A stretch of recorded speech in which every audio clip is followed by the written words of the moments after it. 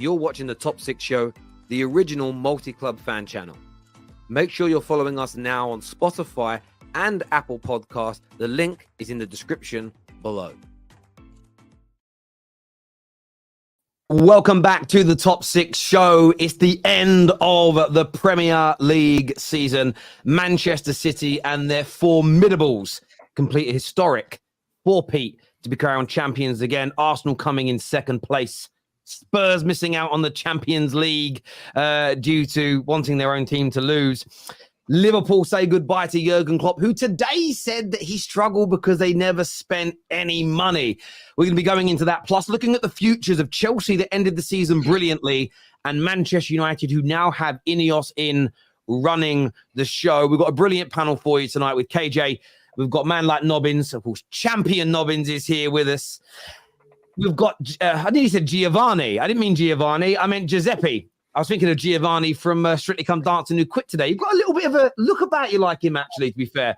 Kate is here with us, the only Spurs fan that didn't want to lose against Man City last week, so well done.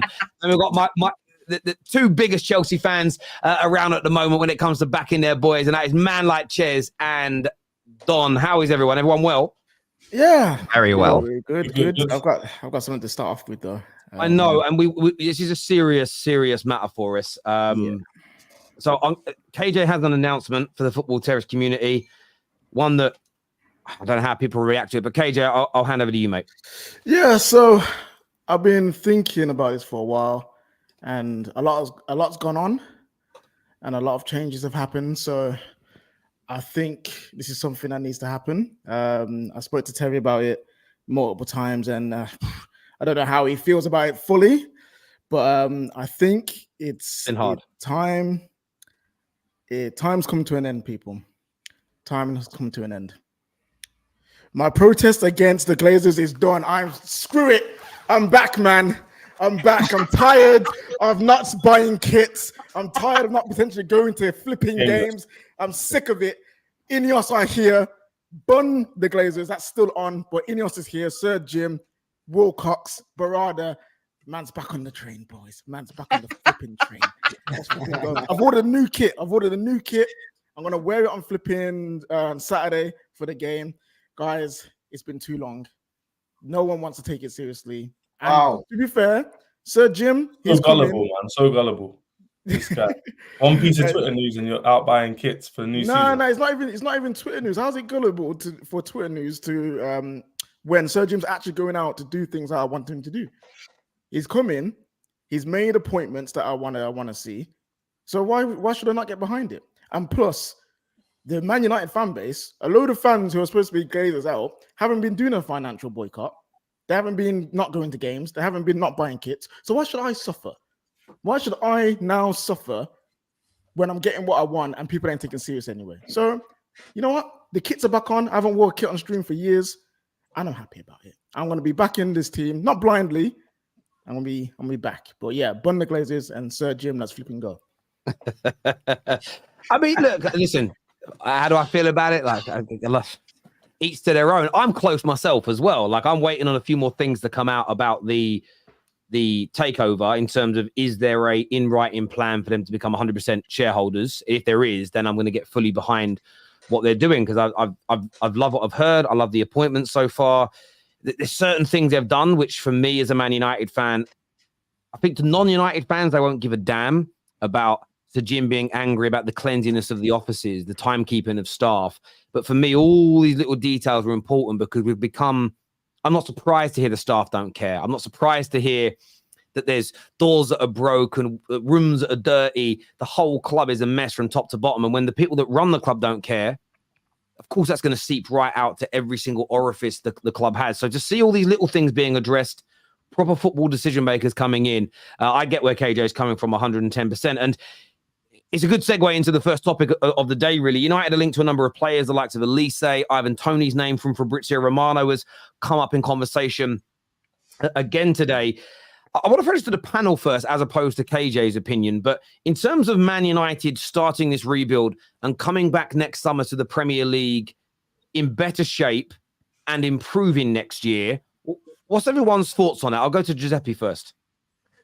Yeah, I think you guys should be a bit excited. Maybe excited's a bit far, but like something new, something that's obviously changed that needed to be changed. And from an Arsenal fan, I know it because when Arteta come in, there was a lot of stuff that he said had to be changed behind the scenes. And when that started changing, you see everything start changing. So that's going to happen for you lot. And I think obviously with the signings and stuff, I think the first signing you need to make is a new manager.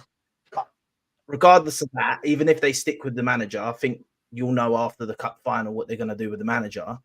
I think if you're signing players like Olise, the players that you're actually being linked to now, Olise, Toney's, they're the correct type of players that I think Man United need.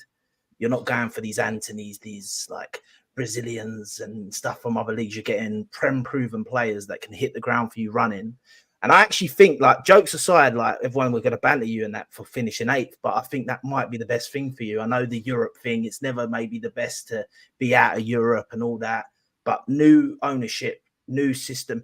I think when we dropped out of Europe with Arteta, we was able to, like, sort of progress in a certain way slowly, because I think you're going to have to be patient. You can't just expect to be challenging next season. That could happen, you never know, but I don't think you should expect that. It should just be a process of going up.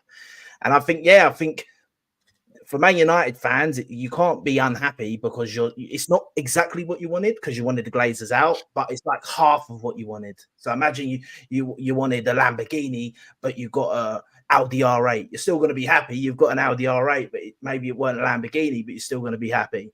So I think, listen, Man United fans should be a bit excited, and it's annoying because, like, I just hate Man United, don't I? So I just don't want Man United to be back again. I've already got one Manchester team annoying me. Yeah. Now the other Manchester team is going to come back, and we're holding down London on our own right now. So, yeah. Holding down London on your own. What have you done exactly to be holding down London on your own? There's nothing you're bringing to the table right now apart from noise. We're the only club that's trying to stop another club making history, and every other club is cheering them doing it. Yeah, we'll save that. We'll save that for the Arsenal section a bit later. There's a good question though, Don. To be fair, Don, based on what Giuseppe just said, should Man United fans be feeling excited about the direction that we're looking to go in? Yeah, 100%, man. Obviously, like KJ said, the structure's changed now. You're bringing football guys that know what they're doing, not just the accountants like the guys that you lot had before. You know, it's good that big boy, Big Jimmy, you know, he's looking at, like you said, the things that are around the like the stadium, like looking at the mess and whatnot. Because United has been a bit of a youth club, a bit of a circus. Do you know what I mean? So now you've actually got serious people that have come in, and they're going to make some good changes, hopefully, for you guys. You know what I'm saying? So listen, everything that they're saying, I've said to KJ, take it with a pinch of salt, because as much as they're football people, you have to actually see it getting implemented first. You know what I mean? We don't know how they're going to implement things or who they're actually going to bring in realistically. But for me, just looking at it from an outside point of view, it's going to be interesting to see the amount of changes that you make to your squad. I'm going to be interested to see like who goes, who stays, you know what I'm saying? What teams come in for certain players? Because for me, United have a lot of players that they need to get rid of. You know what I mean? You need to get rid of a lot of man. You know, and there's going to be a few men that are going to be sticking around like a bad smell, in my opinion. Like Anthony, he's going to be hard to get rid of. Rashford, he might not leave as well. Potentially with a new manager and a better squad, he might work better, like what we've seen over the years. But it's going to be interesting to see, innit? Because obviously Chelsea made a lot of changes last year, but are United going to do the same? You know, obviously you don't want to make too many changes, but at the same time, Terry, you want to improve the quality. You want to improve the quality. That's a really good point. That's a really good point, because I think, and I want to throw this out to someone else on the panel to kind of answer it as opposed to me, but we want to get rid of lots of the Deadwood, but we've also seen Chelsea get rid of probably too many players too quickly and buy too many players too quickly. And it's what's probably taken them until the last 2 months of this season, 2 years in, to really start looking settled. So, Nobbins, is it better that Man United, when it comes to the squad, it is a little bit more sort of little and often, as opposed to a massive overhaul in this first summer under Ineos? That's an interesting point.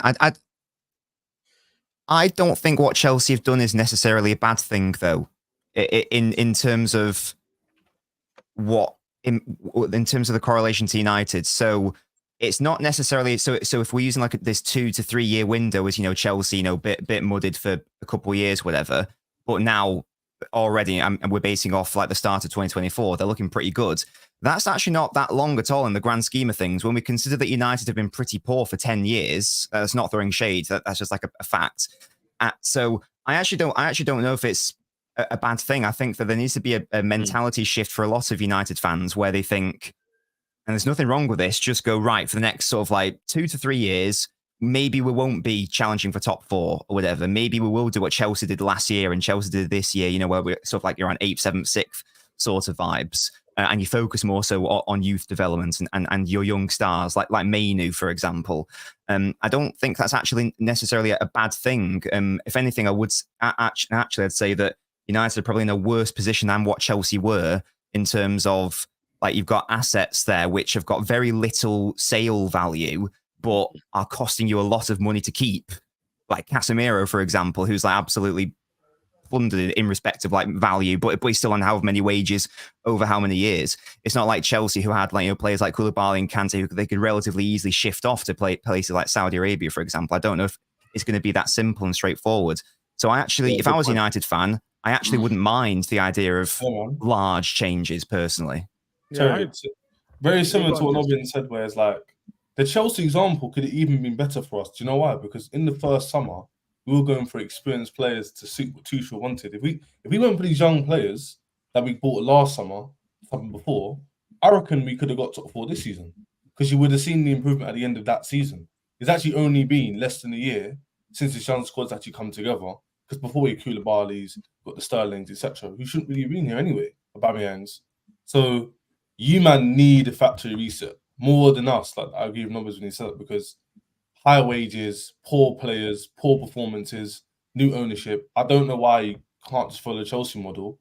And it's been reported that he will by Ornstein, by the way, and just kind of literally just get a new set of players. When you say it's been, Ornstein says we're going to follow Chelsea's model, what did Ornstein say? He didn't say, basically, obviously verbatim, he didn't say specifically we're going to follow Chelsea's model, but he kind of alluded to the fact that they will approach it in a way where they're going to go for younger players and sort of like regen the squad that way, rather than just going for experience or winning now. Yeah, and that's an interesting point you make there, Chet, because that isn't, again, when you say, I hear that, that's not me hearing copying Chelsea's model. That's me hearing we're going back to behaving how Man United used to behave. Because if you look at Sir Alex as a prime example, yes, we bought some very good players. You know, Andy Cole would be an example. But when we bought Ruud van Nistelrooy, he was one of the young, hot prospects in the Eredivisie. When we bought Ronaldo, he was a hot prospect. Roy Keane was very talented, but still a very young man at Nottingham Forest.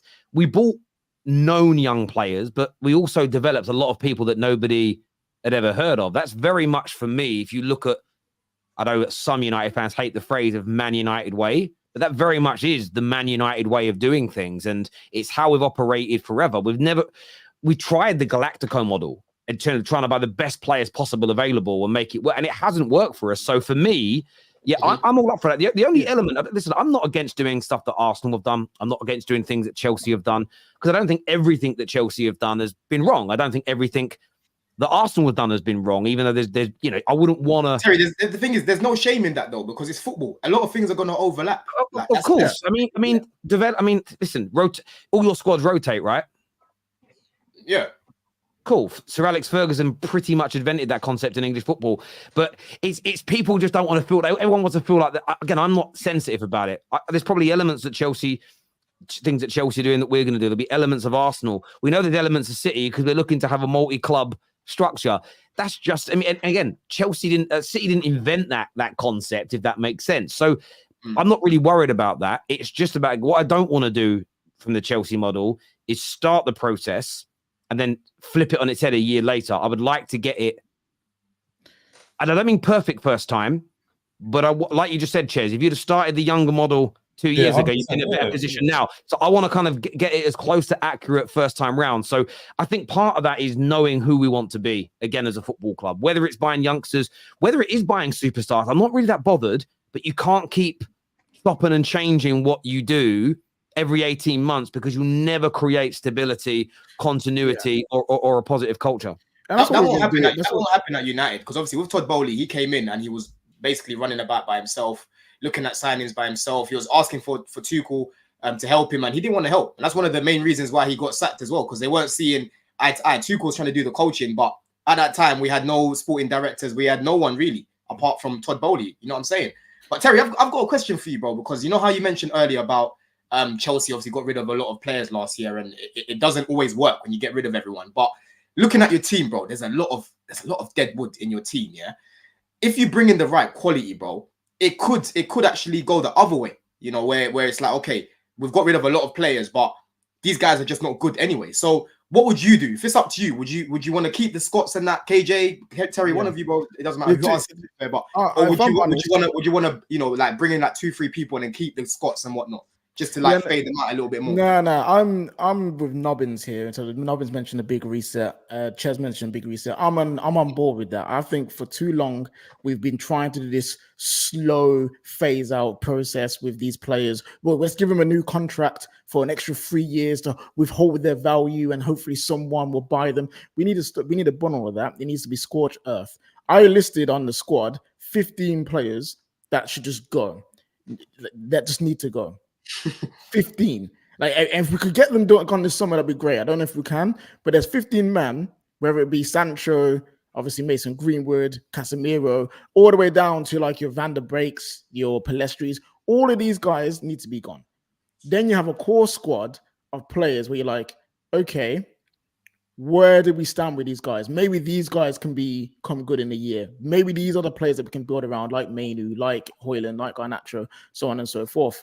We need to do that. And then we need to buy 8. Because I'm not, to be honest, next season isn't the season for me to be looking at challenging for the league, isn't to be looking for winning the Premier League. Next season for me is literally ground zero reset year, where we're just building with a squad, with a team. And Terry mentioned it, we can't keep chopping and changing each season. And we've been doing that for 10 years. So if we just say, if you just came in and said, right, this is the first proper absolute reset, ground zero reset that we're going to do. We're going to pick a coach that we want to build with. If it's Ten Hag, actually show intent of keeping him, giving him his contract, even if you won't like it. If it's not, bring in the guy you can see for a good not even 2 years, 3 to 4 years building with the squad. Bring in the players that we need to give us a foundation, and let's just go. Because no Man United fan is expecting the Champions League. We're not expecting the Premier League. What we are expecting is a change in culture, a change in play style, and a change in mentality. That's all we're looking for next season. Who's your man to lead these players that you're going to bring in then? Who would you bring in? Well, it's not Ten Hag, so I'm not one of those people that would keep him around. I think his time is done. I think, again, just like people think Rashford, like Bruno, Maguire, McTominay are a symbol of the old culture and the old system, I believe Ten Hag is the last remnants of obviously a Glazer manager. So just move him on, because we don't need that, and bring someone fresh. I personally think Amorim would be a great appointment. I don't think we're looking at him, but someone like him who's got a good track record, he's got a good style of play, he's proven that he can win things. I think over a 4-year period, you could give him the tools to win. If not, then we might have to go really inexperienced and go close to what Arsenal were doing and go grab a McKenna. Go grab someone. You don't want De Zerbi, McKenna, like grab someone that's not particularly the greatest, but you can grow with them. Yeah, the question with managers is a real difficult one, because we don't know what we're trying to do as a club yet. So that's true. If, for instance, we want a style of football that suits a De Zerbi, then De Zerbi's high up on my list. I'm someone that thinks he's a very, very, very talented manager. I don't understand the criticism that he's got this year. I think it's far, unlike Pep and Klopp and all the other top managers. This man over the last 2 years has lost these best players every summer, and the club doesn't replace like for like. They have a model, and it turns out this is why he's leaving, because he wants the model to change slightly to buy more experienced players so he can keep growing Brighton. Brighton's not in that phase of their club yet. And I get Brighton's model is perfect for them because they're trying to slowly increase their revenues over time. They're not going to make a stupid mistake like some fans ask them to do. Overspend, and then end up with FFP breaches and losing money and potential ruin. It'd be crazy. So I sort of look at it. I'd like De Zerbi. I'm not against the idea of McKenna. I'm not against the idea of Thomas Frank. I'm not against the idea of Tuchel. There's a question mark over all of them. And no matter who we get linked to, people will laugh. No matter who it is, there'll be a section of football fans who will laugh. I trust the people making the decisions now at the club. I 100% trust them based on their CV and their track record. With Blanc there, with Barada coming in, Dan Ashworth's track record, Wilcox's track record, I'm just not going to show my arse on this and start panicking. I'm going to give it some time to, as we said in the studio the other week, sort of disseminate together and see the future of the Labour. Yeah. Germinate, I think the word we use, because for me, it's a case of I've got what I want. So what I've been asking for a decade is football decision makers to come in. So I almost feel a bit greedy asking for even more of what I want. It's like this for me, and I've said it for 10 years and it's been practically ignored. The people that run the club, in some respects, are some of the most important people at football clubs nowadays. And it gets ignored too much. A lot of football fans just think, buy some good players, get a good manager, you'll win. You might win. Look at Spurs this season. Some decent players they bought. Really good manager in terms of style of football. Because the structure isn't exactly where you want it to be, because the club hasn't been run great for 4, 5, 6 years, it can only take you so far. It's so much more that needs to happen. It's the people that run the club. Pep's one of the massive reasons why they've just done a 4-peat. But everybody that's been helping to run that club since 2009 is every bit as important as Pep and Rodri and Foden, because you build that foundation. So I've got what I want there. I'm going to put a bit of faith in them when it comes to who they bring in. But if I was to get my way, if I'm being selfish, I have all the managers. It's De Zerbi who stands out the most to me, personally. Yeah. I really do feel that with proper backing and a team that has got the ability to keep spending to get to, because we have got money to spend and you have to spend, we can grow over time and keep adding to what he wants. I think there's a manager in there who could deliver major trophies at some point in his career. I think he's that good. Yeah, and I'm just a quick one on the signings. Obviously we spoke. Olise obviously is class, and I would, if we get him for the right wing, I'm gonna be gassed. I would rip that 7 shirt off Mount's back real quick and give it to Olise and then see what he does. But in terms of Toney, I think Toney's a smart signing, not because he's a good striker as well, but what Rasmus Højlund needs in front of him and what he could learn from Toney is, I think, will be beneficial to us in the long run. Now we know that he's got an ego. We know he's got some kind of attitude and maybe some off-field issues that potentially could arise. But we need some kind of ego. We need some kind of attitude in this Man United squad, because we're weak. We're flaccid. We're just timid right now. And I think someone like Toney coming in, saying to Højlund that, listen, here's how you play. Here's how your overall game can play, because no one's doubting Højlund's finishing, no one's doubting his pace and his work ethic, but it's the things outside of the box that people are asking for: the dribbling, the vision, the passing, the holder play. Toney is so good at that, and if he can pass that on to Højlund over the next, like, say we go him a 4-year contract, get him to this 32. I think that could work out in the long run for Manchester United. So this is what I mean. Like, this is why I'm happy with the direction we're kind of going in, is that I can see the vision with what they're trying to do. Kate, I'm conscious you haven't spoke yet. I was just going to ask a question. I was just going to ask what's going to happen about Old Trafford, because I mean it's it's a joke amongst everybody that it's falling down. So surely there's going to have to be investment into Old Trafford as well. That's all happening. I mean, again, this is the things some United fans just don't read. I mean, the work's already begun around what to do. The club's deliberating between whether at the same location they build a new 100,000-seater stadium or whether they redevelop Old Trafford. What's really interesting for me is, because it's at the same location, I actually don't care. Because if we redevelop the whole thing, it isn't going to look like Old Trafford anyway. So you might as well, it's cheaper to just build a new one literally next door to it. So that's going to happen. I mean, there's no point in the ownership spending 20 or 30 million pound fixing all the leaks just to knock it down again. That would be short term. That's stupid. Waste. I'd rather that money go into a player. I'd rather it go into the women's team. I'd rather it go into the academy. But there will be under Ineos a new or rejuvenated stadium, and they're looking to push it to 100,000 seater. Which for me, those are the things that get me excited as a United fan, because I do think it plays a part in how players that you want to sign feel, players at the club feel. They start. We've seen the Newcastle players talk about it. These guys 2 years ago were doing ice baths in paddling pools from Argos outside. That was their ice baths. And the message that sends to the players, like, we ain't serious. Like Man United players with old facilities, old this, old that. When you see the stadium leaking, piss everywhere, that does not send a good message, and it's an embarrassment. So you suddenly say, look, this new stadium's going to be here in 2 years, 3 years. It's going to look like this. It's going to hold 100. And that for me is the thing. If they break that 100,000 seater mark, and it becomes the biggest stadium in Europe, it's just, these are the things that Man United should be doing. We are the biggest in terms of fan base club in England. We're one of the biggest in the world. we should start bloody well acting like it. On Toney, I agree. I'd love him at the club. I just want to answer, before we move on to Chelsea, I want to say about the players leaving. I totally agree with Anthony. It's hard. But there's a lot of players that are going to be leaving this summer that are going to free up a lot of money. Anthony Martial's gone, contract's up. That's £250,000 a week back into the coffers. Varane will be sold. I think a deal's pretty much already lined up for him. That's 340,000. You mean Casemiro? And Varane's leaving as well. Yeah, but he's free. He's contract's run out. Finishing. Yeah. So the website I was on said that he's got until 2025. Maybe we didn't extend it and they've put the extension in there, but he's going. It frees up the salary, so he's already gone as an example. Yeah. You've got Casemiro. Well, last summer, the Saudi clubs wanted him. I'm not actually concerned about selling him at all. I think the Saudi clubs or the MLS clubs will come in and pay something for him, and that frees up another. As well, and you get that money up front. That also is another £350,000 a week. Jadon Sancho will go this summer, in my opinion. That's £200,000 a week. Then when you start moving on to everybody else at the club, the only two who are on big money that I worry about, Bruno and Rashford, if we're going to sell them, we will sell them. People will buy those two football players, in my opinion.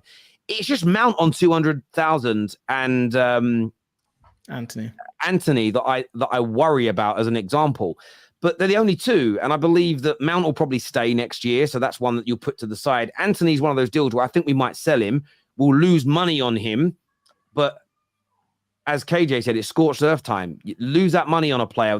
Our biggest problem under the Glazers with the Glazonomics was we're not going to sell now. We're going to hold on to him in case his stock rises and we can make a profit later on down the line. The money came before the football all the time, and I just get the feeling that Ineos, with the new people running, it'll be different. So I'm not that worried. And all the other players, the Lindelofs of this world and McTominay's, these guys ain't on that much money. They're not on 200, 300 grand a week. They're not going to be overly difficult to sell. Like Lindelof isn't great, but there's lots of clubs around Europe as well that would buy him.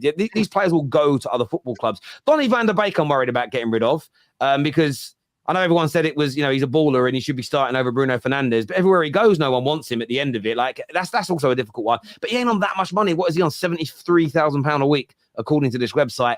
It's money, but it isn't crazy, if that makes sense. But yeah, I'm not that worried about that. But viewers, look, we'd love to get your views and opinions on Man United. What do they have to do this summer? Give us your thoughts and give us your feelings below. On to Chelsea. Chelsea, look, ended the season, in my opinion, impeccably well. Not perfect, but that's because things need to be improved, like the defense, etc. But you ended the season very well, ended up in 6th place, confirmed European football, lots of players in the system under Poch really clicking into gear at the right time. But still a lot of rumors about the manager maybe leaving.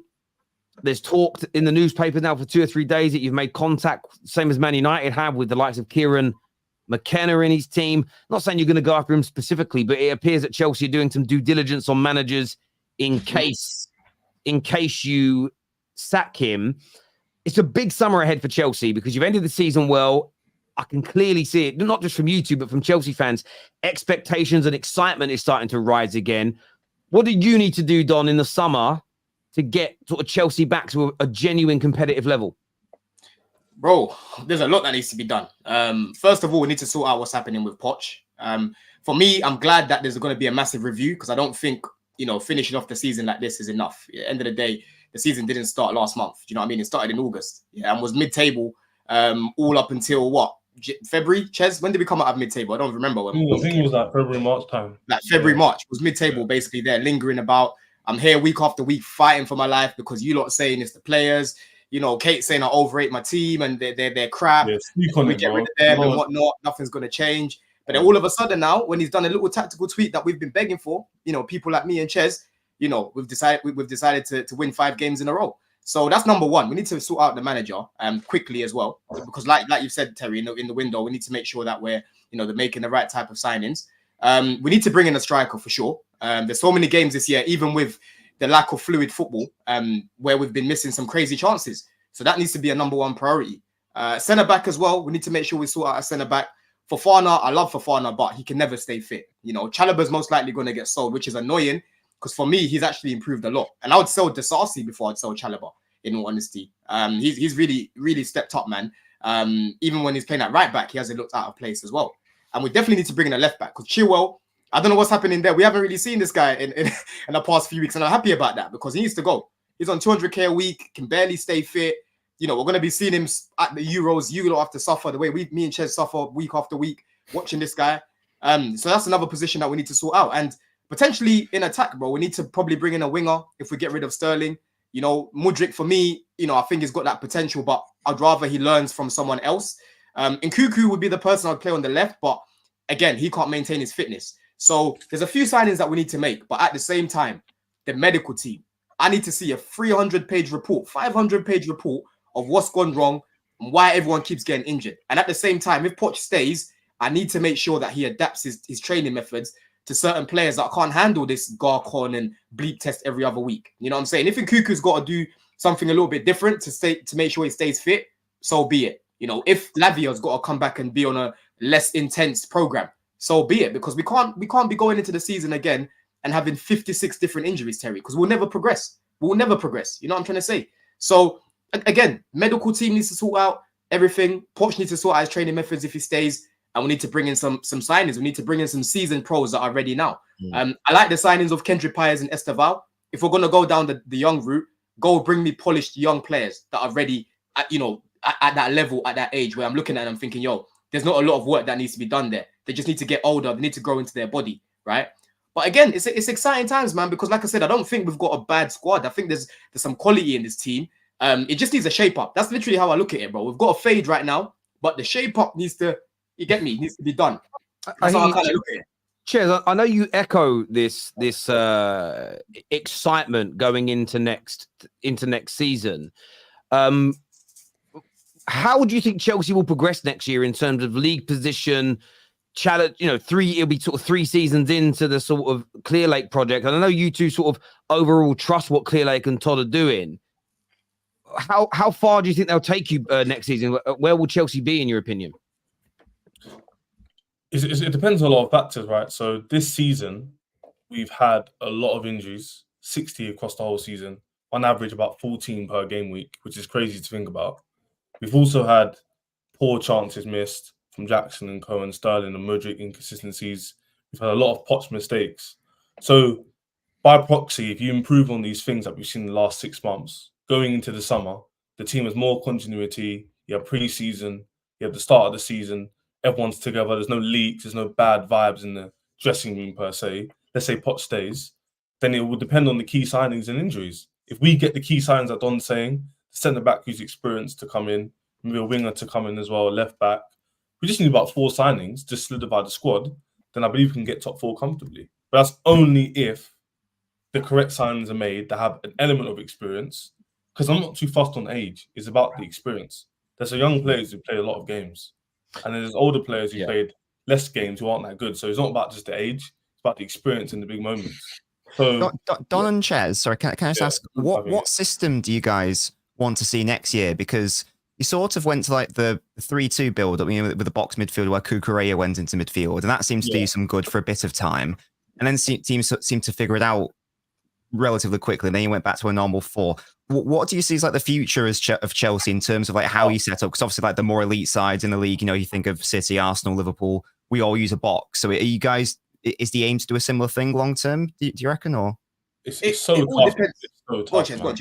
No, that answer, to that question is really difficult because you've got Lavia, you've got Leslie, you've got Enzo, you've got Nkunku, you've got all these players who are basically nobbins who could play different roles in different systems. But how do you fit them all in? And with the money spent as well, how does it all work together? I mean, and the thing is, because of injuries, we haven't actually seen them play together. So I'll be able to tell you right now, if I saw Nkunku, Enzo and Caicedo play, it doesn't work, nobbins. Can't use that. If I saw Lavia, Enzo and Palmer in the 10, I know that doesn't work, whatever. So I actually can't tell you. I don't know. It's the best way to put it, like I said, like Chelse said, with the size of the squad, we've got different options that we can play. Like if you want to play a Lavia, you can play a 4-3-3 where Lavia is the 6, and you've got Caicedo and Enzo playing as 2 8s, right? Where if you play that formation, you might not need Cucurella inverting, because Lavia for me can handle that position on his own. The way he's press resistant on the ball, I think he's probably our most press resistant player. But then if you want to play a 4-2-3-1 and you play an Enzo and Caicedo pivot, for example, then I would say you need that box that you're talking about with Cucurella and then you play the two that are pressing a bit further up as well. So again, it's a bit different, you know what I mean? But I'm fine with that because end of the day, I want our team to be unpredictable. You know what I mean? 1 week we might play a 4-2-3-1, and then we'll play Man City the following week. Do you know what? We're gonna go play a 4-3-3 for this game. Do you know what I mean? So it's good. It's good that there's gonna be options to be a little bit flexible, man. But you know what it is as well, Lorenzo, and to Terry as well. It's the thing is, I don't have 100% trust in Poch. I know Terry might allude to that next question, your next manager. You know what the problem is we've been telling you all year and get slated every single week. It's on streams every week. Oh, your players ain't that good. Rare check. The same players that aren't that good managed to have, I think we're 4th in the league in 2024. So even before the injuries came in, we're getting results. So last few weeks, we've had injuries come back. Even before that, we're getting results. So that proved to me, and in the end, by the way, 5 points behind Aston Villa, by the way. 5 points. 3 behind Spurs, and like 14 behind us. A new team, KJ, this is a brand new team. There isn't any experienced players in there. This is a brand new team. Even last year's team is completely different than this year's team. Our problem has been against. Yeah, our problem has been against the smaller teams where we should be winning these games, but we draw or we lose. You know, Burnley and Sheffield, bro, perfect example. You know, if we could have been 6 points further up, we could have finished top 4 right now, as bad as we've been. If we won both those, you know what I'm saying? Question, gents. I get that. You two trust Clearlake and Todd Bowley in your ownership, right? You've sort of said that in group chats, and I want to make sure that I'm not misrepresenting you. No. I haven't said I trust them. I can see their way of thinking, and like I said, there's an easy way to rectify the mistakes that they've made. My take on Clearlake is that I can see how ambitious they are.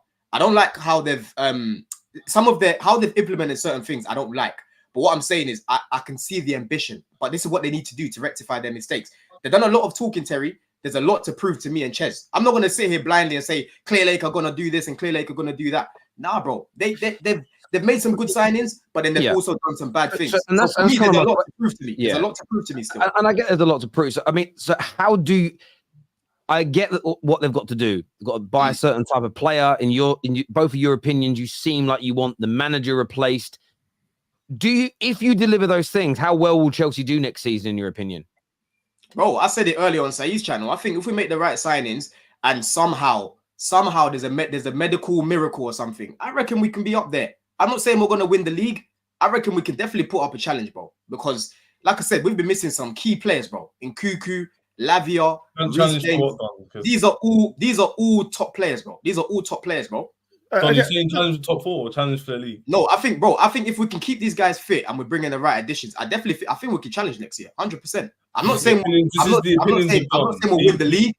I'm not saying we'll win the league. But I think we can challenge, bro. If we make the right signings and keep people fit. So fair enough. Okay. Here's what I would ask though. Here's what I would ask.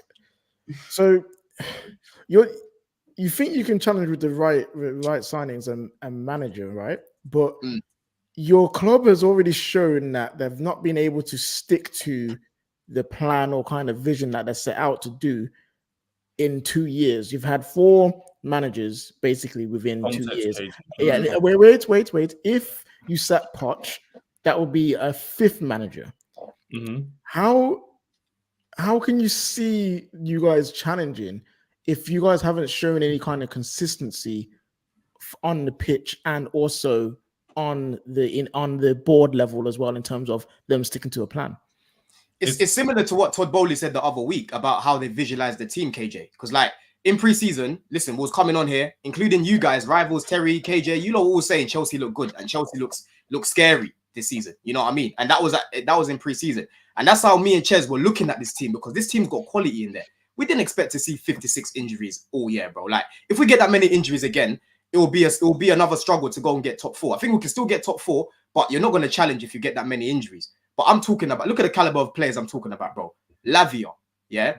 Enzo Fernandez injured towards the end of the season. You've got Reece James. These are all game-changing players, bro, in my opinion. So add a little bit more to that. And if we can maintain the fitness in the squad, I do think we can challenge. People will laugh, but if you look at Arsenal, for example, right? In terms of the fitness, sorry, let me ask you a question about the fitness, because I mean this again. This is meant as a genuine question, no agendas attached. I shouldn't have to say that in 2024, but the internet is a weird place.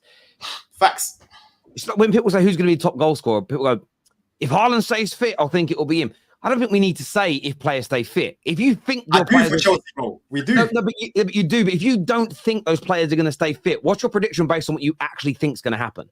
I think next season with the right signings, we'll get top 4. I think that. But what I'm saying is to go a step further, we need to keep everyone fit. Because like I've said, if Arsenal had to depend on Reece Nelson's, Cedric's for weeks, these lot are not going to challenge, bro. And it's the same thing as us. We're not going to challenge if we can't keep people fit. But I'm just saying that this squad, the way it is, bro, yeah, there's a lot of quality in this team. Again, like you, Terry, I'm skeptical about people staying fit. So I think realistically, in the real world, I do think it'll be more of a top 4 one. But if we manage to somehow keep people fit, I think we can challenge, bro. I'll be real. Tom, can I ask you something though? Do you realize how many players you guys have? Like, I know you're saying about all these injuries that you guys have, but you guys have so many players. So it hasn't affected you the same way it affected Man United when they got all their injuries, because you have so many players, because your owners come and just spent the bankroll on everyone and just started buying. You know what the issue with this statement is? I don't think you're looking at the facts. Do you want to know what our bench was versus Kate's team the other day? But what you got? This is why I said that. Why I said that is that's a lazy take. I wouldn't call you. That's a lazy take. You don't watch Chelsea every week. You don't see our injuries every week. Someone telling you this, we think we're making excuses. We've literally factually had the most injuries in the league in 1 year. No, and I get that. But what I'm trying to say is, you're moaning about excuses. Like, do you guys have moaned about just a few names that I've just heard you moan about is Lavia. That if everyone's fully fit, you'd argue he don't get in the starting 11. Yeah, unless you think he's better than the 2 guys that you've spent over 100 million on.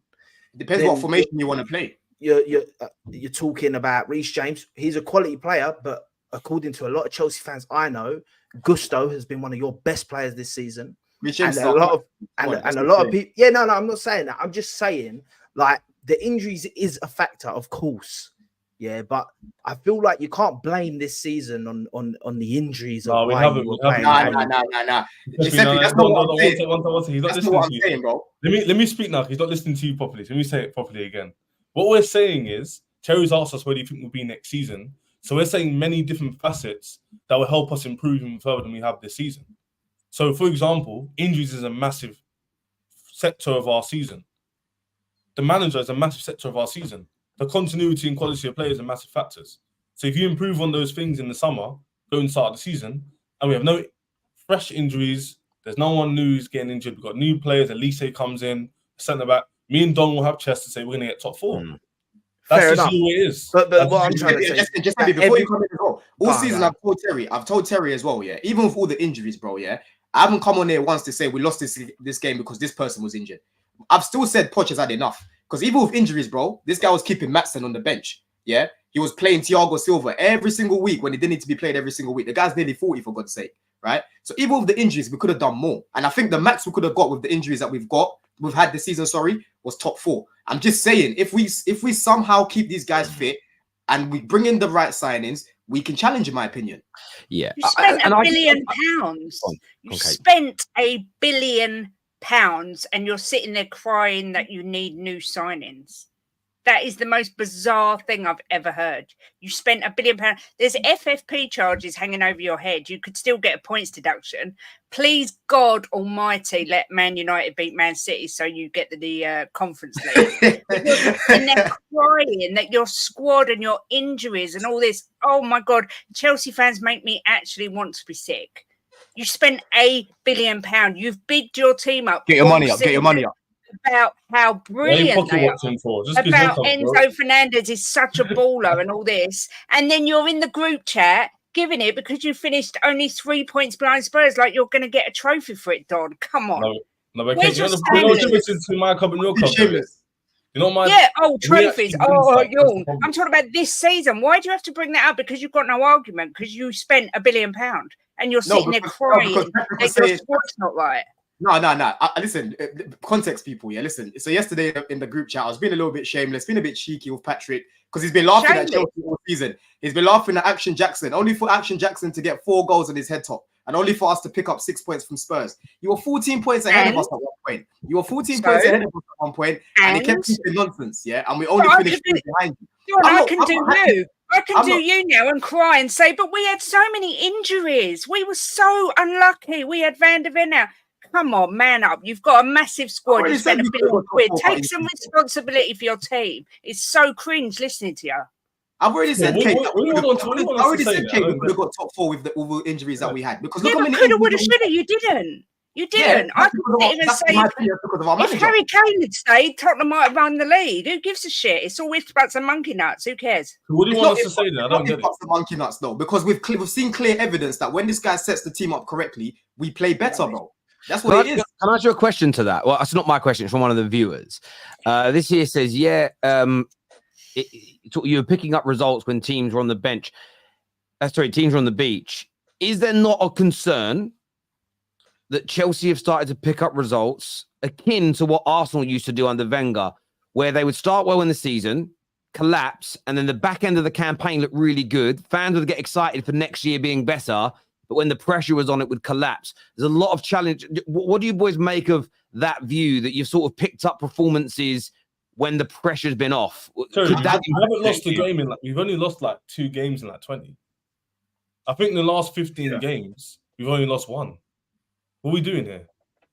That's not true, is it? We've actually been. The thing is, it doesn't feel like we've been on that good of form because the performances haven't been great. Because we've had draws. Because we've had a few draws. People think we've been losing games. We haven't actually lost a lot of games. But this is where I'm confused.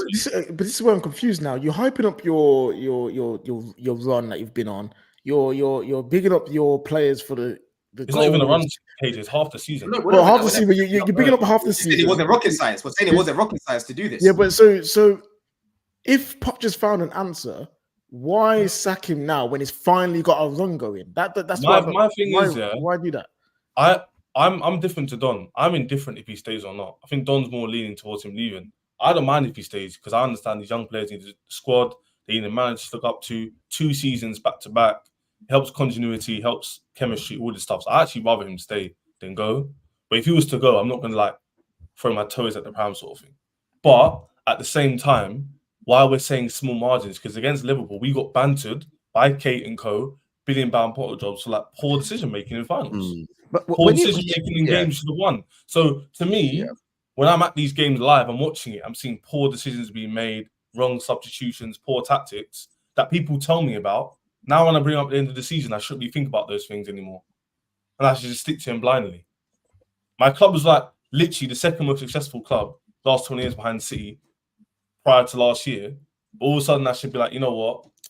Young players, let's keep watching just because of continuity. None of that. I mean, as you said, you only lost, I think, 3 games in the league in 2024. When you go back to that period, just looking here where you were getting the draws, you had the Brentford draw. You drew 2-2 with a 10-man Burnley. You had the game that you were leading against Sheffield United, and they came back and they equalised as an example. You in amongst that, you also got beat 5-0 by Arsenal. Then you sort of went on that 5-game run where I thought you looked really, really stable through those games.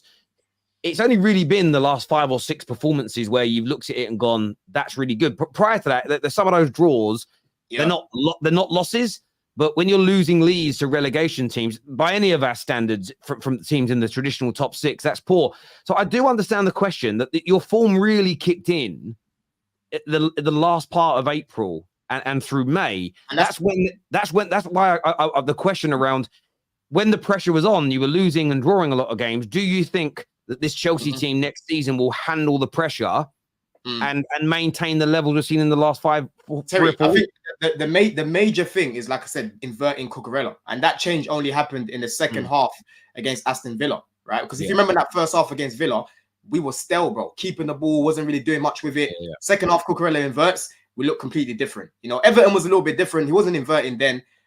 We had Gallagher and Caicedo on the pivot. Then you had Cole Palmer in the 10, and that just helped our attack. Our attack was they clicked that day. You know what I'm saying? But I think the major difference hasn't been the pressure. You know, the lack of pressure. I think it's actually the opposite. I think Poch has been under a lot of pressure now, and he's like, "Yo, I need to change something." You know what I'm saying? So then finally now he's done what we was begging him to do. You know, that's maybe he watched you, Don, and realised that you knew everything. Maybe that's what it was. You did. Maybe he watched my cringe takes, Kate. It's like Rasmus. He definitely watched what Staffy said 2 weeks ago, where he said he can't take a man on the score, and he's done it twice 2 weeks running. Question then, boys. Obviously, you're both different indifferent when it comes to sacking the manager. You know you need your medical team to improve. You know you've got to get the right signings this year that can put you into the top 4 or challenge. Genuine question: Do you trust your board to get those things done, Don, to put you in that position? Because I get what you're saying. If buts and maybes, you'll get there. But do you think it will be delivered? Listen, good question, Terry. And one thing that they've spoken about is they had a 4-stage four-stage transfer window plan or something like that. So now this is actually the 4th window, right? So again, they came in doing a lot of talking, showing a lot of ambition, but again, they need to go now and show us, because it's very, very clear the mistakes that they've made. So it's very, very easy to go and rectify those mistakes in the summer. So do you think they'll do it though? Do you think they will do it? I don't see these men making the same level of mistakes, bringing in like a Mudryk or Madueke. I don't see them going down that route again because we've got too many of them in the team right now. I think they're going to now look for established players that know what they're doing. You hype those two up and now you're saying they're mistakes. No, I'm just saying that those guys are like raw-ish players, innit? Obviously, Mudryk obviously is quite raw. There's a lot of work to be done. What I'm saying, Terry, is I want players where there's not that much work to be done. Because in an ideal world, you want a Madueke, you want a Mudryk to be at a lesser team. And I do understand that. No, I do understand that. But again, what I would say is, if you ask me a question directly, like what do I think my new sort of board are going to do this year, I'll be able to answer you honestly and directly. I think and I'm very happy to say, I think Man United will play better football next season.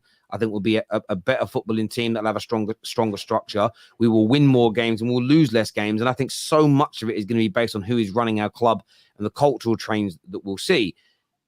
I get your points, and I make you right to a certain degree. If you make the right decision on your manager, buy 4 or 5 players, and your team gets exponentially better, and you get barely any injuries to your best players, there's a definite. I think it's a very good shout. You'll be in and around the top 4, and it isn't beyond the realms of possibilities that you stay close to the top team for a period of time. That isn't a crazy take. But then reality comes in. Do you actually think all those things are going to happen? Otherwise, you get to sit there with your opinions and have a get out and say, yeah, but not everything I thought was going to happen. I don't mind saying it. That's what needs to happen, though, Terry. That's what needs to happen, bro. But then if it doesn't happen, Don, guys, one at a time. But if it doesn't happen, Don, what I don't want to, because what you tend to do is you sort of do this. I'm not going to criticize. I'm just going to say how good we could be if things went right. There'd still be something about your club to criticize, whether it's the manager, players, owners, or a combination. It's about being honest. You know what your club needs to do to improve. If they don't do it, surely you've got to shout it out. Of course, bro. 100%, 110%. Listen, I'm more than happy to comment. Like I said, these lot haven't. There's good that they've done and there's bad that they've done, Terry. But we're yet to win anything under these guys. There's a lot for them to prove. But it's hard for me to answer. I know you want an answer, but I'm skeptical because I've seen some of the mistakes that they've made, bro. Ridiculous mistakes. Sacking Tuchel and then bringing Graham Potter was an absolute howler. For me, sacking Tuchel was the right decision. It was the replacement that was the howler. You know what I'm saying? He should have never been brought in to take on that big job. Because look at Graham Potter. He's timid, bro. He's a timid manager. You know what I mean? So there's a few things that I can criticize, a few things I can look at and say, okay, that's good. But I'm skeptical. I'm waiting for them now. Okay, you show me what you can do. Because you're doing a lot of talking. You show me now, innit? But this is what needs to be done. And hopefully, Kate, like you said, they listen to me. Ches, you think they're gonna do it, innit? You think? I'll state with my chest, bro. I'm confident, that they'll make the right signings. The only issue I have is the injuries and the manager, because the manager situation, like Don said, the last time they had to make a decision, it was kind of poor.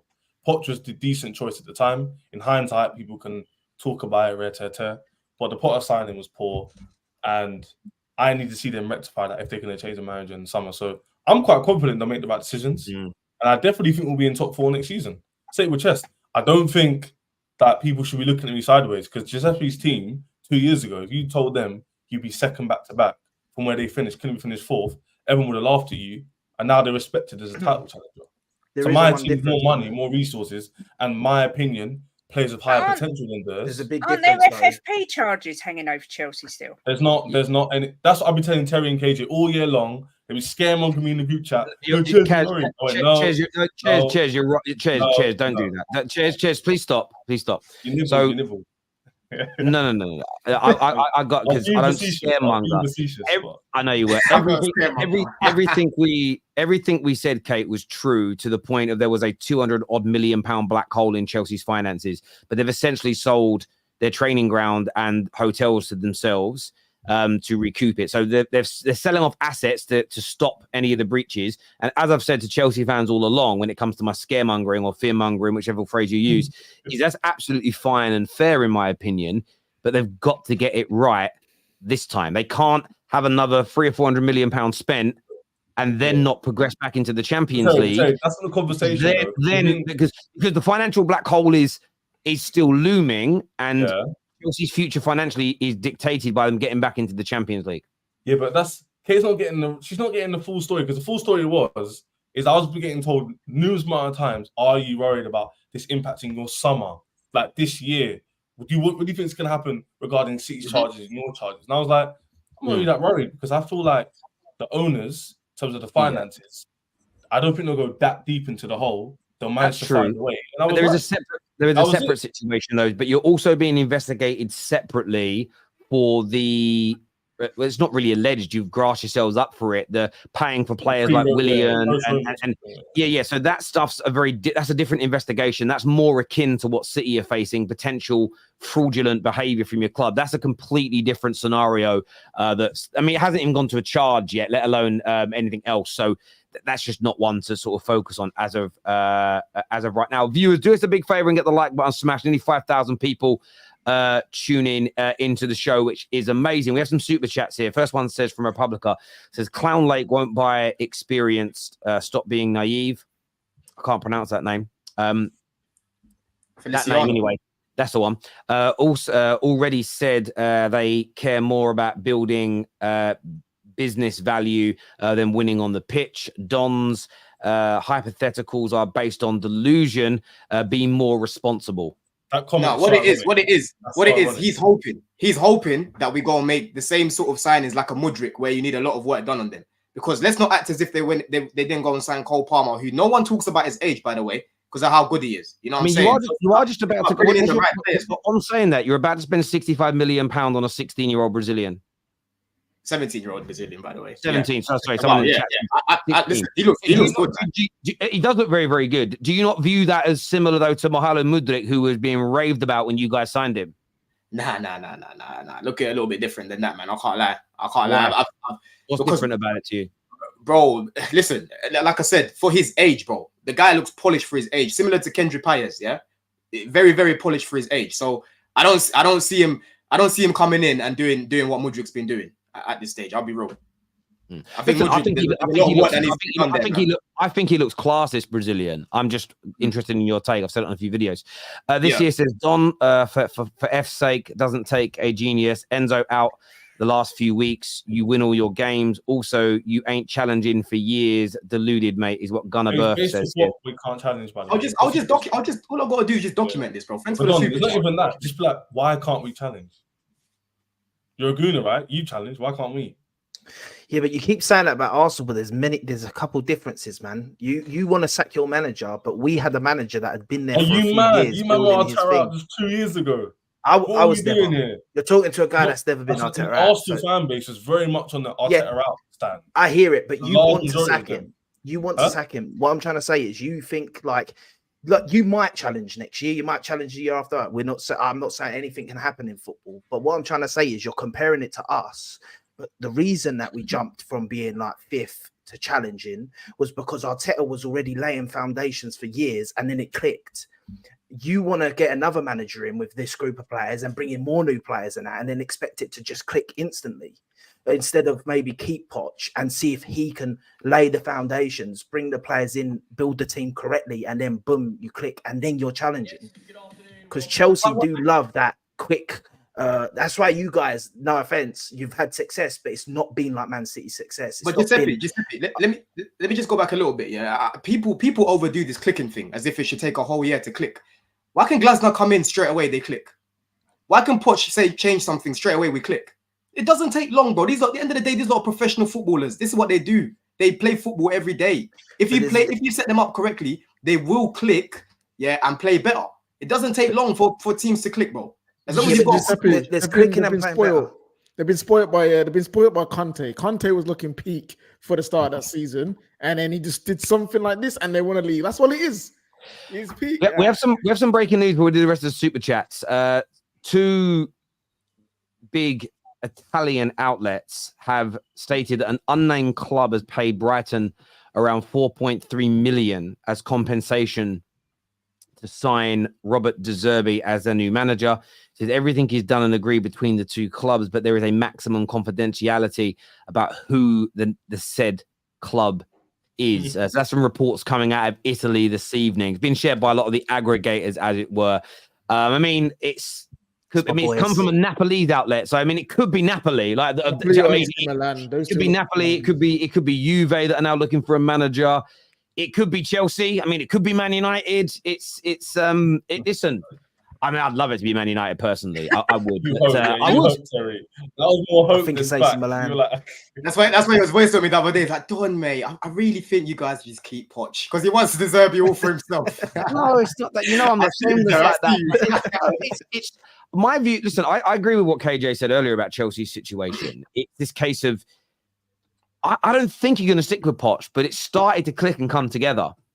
Undoing it now, listen, you could go to another level. De Zerbi could come in and take you to another level, but De Zerbi could come in and you have to start back at square one again. Especially you guys, neither of you are, well, Chelse is, but Don, you're not convinced your owners will do the right thing or buy the right players. You're not sure if the medical team will be fixed yet.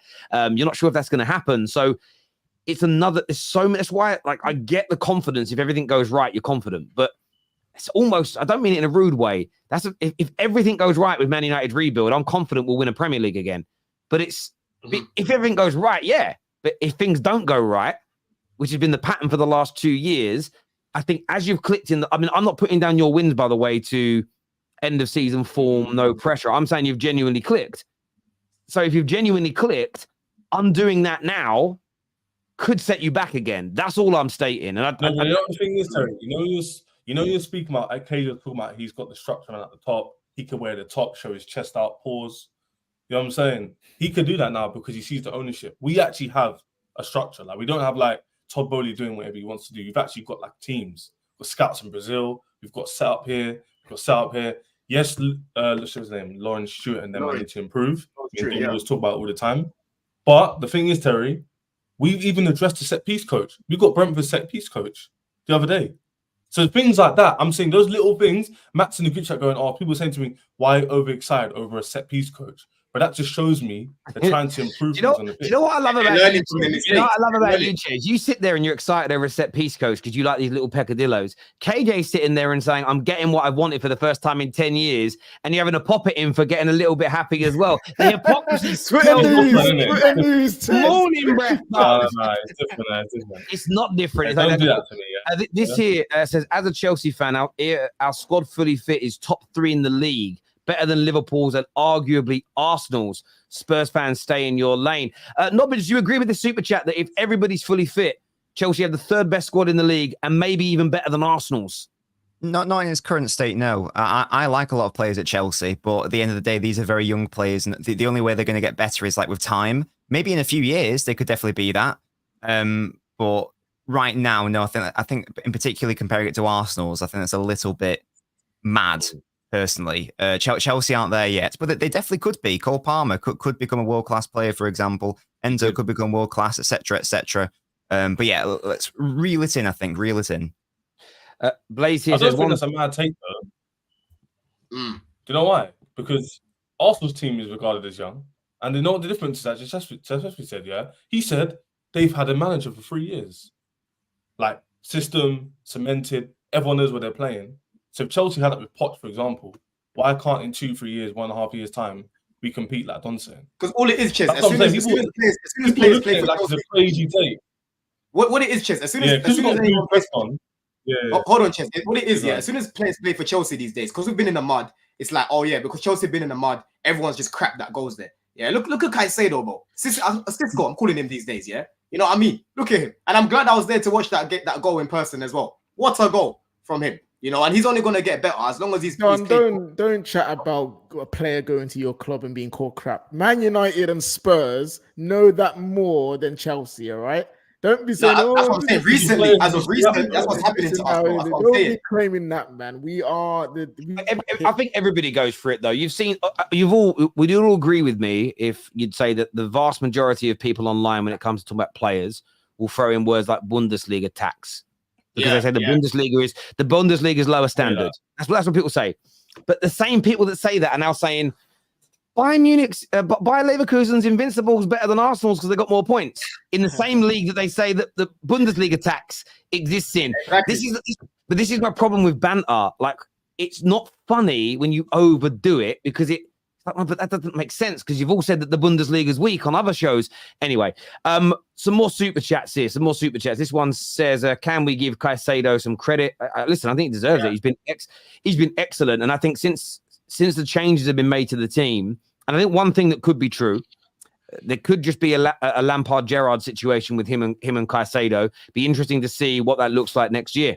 I think 5 wins in a row has people excited, is what Winter Surfer thinks. It definitely has some people excited. I think it's talking about Poch staying because that's what's happening now. A lot of people have changed their mind, which is mad to me. So what Winter Surfer specify for us, mate? Is that fans getting overexcited that you're better than you are, or fans forgiving Poch? Let us know, bro. Blaze here says, one thing I'm confident is of the talent idea of our scouts. I think you're talking about last Chelsea could got each of the talents for cheap. Okay, Bacola. Yeah, okay. Yeah, listen, the talent ID is there. It's just about putting it all together, isn't it? So I got there in the end, Blaze. Surely if Arsenal, we'll come back to the Arsenal stuff when we're talking about them. Start the season with a new, young, inconsistent, inexperienced squad of individuals. Takes time to build a team, plus injuries is what Gav says. Yeah, but it shouldn't. Yeah, but Gav, big you up every time, bro. Yeah, it shouldn't take 8 months, man. Like, just go back to what I was saying in the summer when Hannah was telling me give these guys a lot more time, and I said we're not going to build no cohesion playing like this and being set up like this and playing people out of position. Yeah. I said we won't finish top 6 like this. Tevin here says, Don, your squad, if healthy, as good as Arsenal's, like not even a banter thing. Do you think if all of your squad are healthy, you're on par with Liverpool and Arsenal? Boy, right now. I'm not even joking. I think there's a few holes in it. There's a few holes that need to be rectified in the summer, like I said. But again, if they're rectified in the summer, I think we can challenge if we can keep guys fit. I'll be real. There we go, Tevin. I think he answered your question there. The pause told me yes, but he didn't quite want to say it. It sounded like you wanted to say yes so much. Because it's hard for me to say that, Terry, because the evidence isn't there yet. Like, the evidence isn't there. In my head, yes, these men are all ballers and whatnot, but the evidence isn't there yet, bro. Look, they didn't win the league this year, Arsenal, but we saw them stay with it right until the end. We have no idea how this Chelsea team would fare in a title race and the pressure that comes with it. So it's a very difficult, very, very difficult question. This is Terry. Do you use transfer market websites for money spent? Because your hate and lies about saying Liverpool have spent more than Arsenal is disgraceful. In what period have I said Liverpool have spent more than Arsenal? Because over the course of Premier League history, they have. So, we're at, and plus, no, I typically, when all the financial stuff that I typically share is from each club's trading accounts that Deloitte publish. So I don't use websites that are guessing on what the media say. I use the club's actual trading accounts. Like when I do a club salary, I use what the club officially publishes, which is public information and not what a website says. So you'd have to specify for me there, Andrew. Have they spent more than Arsenal in the last 2 or 3 years? The answer is no. Have they spent more than Arsenal in the Premier League? Yes. You need to give me some time frames here, my friend, so I can answer for these alleged crimes. But I need more details. Is it true that Man United players get a 25% pay cut? Yes, if there's no European football, there's a 25% pay cut, which also helps. One thing when getting no Europe for Man United, under the new PSR rules, we would have an extra £100 million to spend in the transfer market because you can spend less when you're not in more when you're not in Europe because the levy goes up. So we got a massive increase in what we can spend. So this here says, is it fair to say that City have surpassed Chelsea now? All these years defending each other when allegations rose need to stop. Blue Oil Brothers warfare. I mean, you have now gone past them, Nobbins. You now have more trophies than Chelsea, 35 to their 34. So officially you become a bigger and more successful club plus I think when you couple it with the treble and the 4P, I mean, you have surpassed. You definitely have surpassed Chelsea. Would you say? In my opinion, yes. I think the City and Chelsea are the 4th and 5th biggest clubs in this country. I think that's accurate to say. We were sort of like of a similar size before each respective takeover. I think City may have had slightly more trophies overall than Chelsea, but it's fine margins either way. Chelsea were more successful on the European stage. We were more successful domestically. I think that's a reasonable thing to say. Yeah, I agree. And the thing is, any Chelsea fan that gets tries to get defensive about that, bro, it is where it is, man. Like, football moves in cycles. We need to just pattern up and make sure that we start to win our trophies again, and then we'll go again. Because right now, yes, City have dominated the league. They've done things that I haven't seen. The greatest coach for me is Pep, but these things are going to end. It's going to come to an end. You know what I'm saying? But we just need to make sure that we pattern up. Don't worry about City. Worry about ourselves. Yeah, football doesn't end yesterday or today. So there's plenty of opportunities where Chelsea, for example, last season, this season, we've had last 3 years, we had 4 finals and we lost all of them. If we'd won some of them at even half, we'd be above them. So it literally how many more league titles? How many more league titles have they got than you? One more league. We have 10 now, yeah. Chelsea have 6, I believe. We've got 6, yeah. We've got 6. Four more of them. Obviously, they've got one more. They've got one more Champions League. But do you know what hits though? It's the treble and the 4P.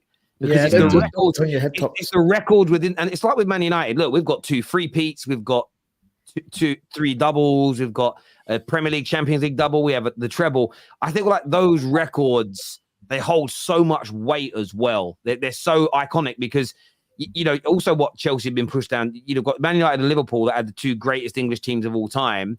City are now in that 3. Chelsea, I always thought number 3. When you look at that Jose team as an example, that's been pushed down now as well. And they might have pushed everybody down a place in some people's opinions, but anyone's Arsenal, eh? But Terry, that's why. For me, I honestly think these owners are trying to take a leaf out of Man City's book, because I can actually see us building 2 teams, bro.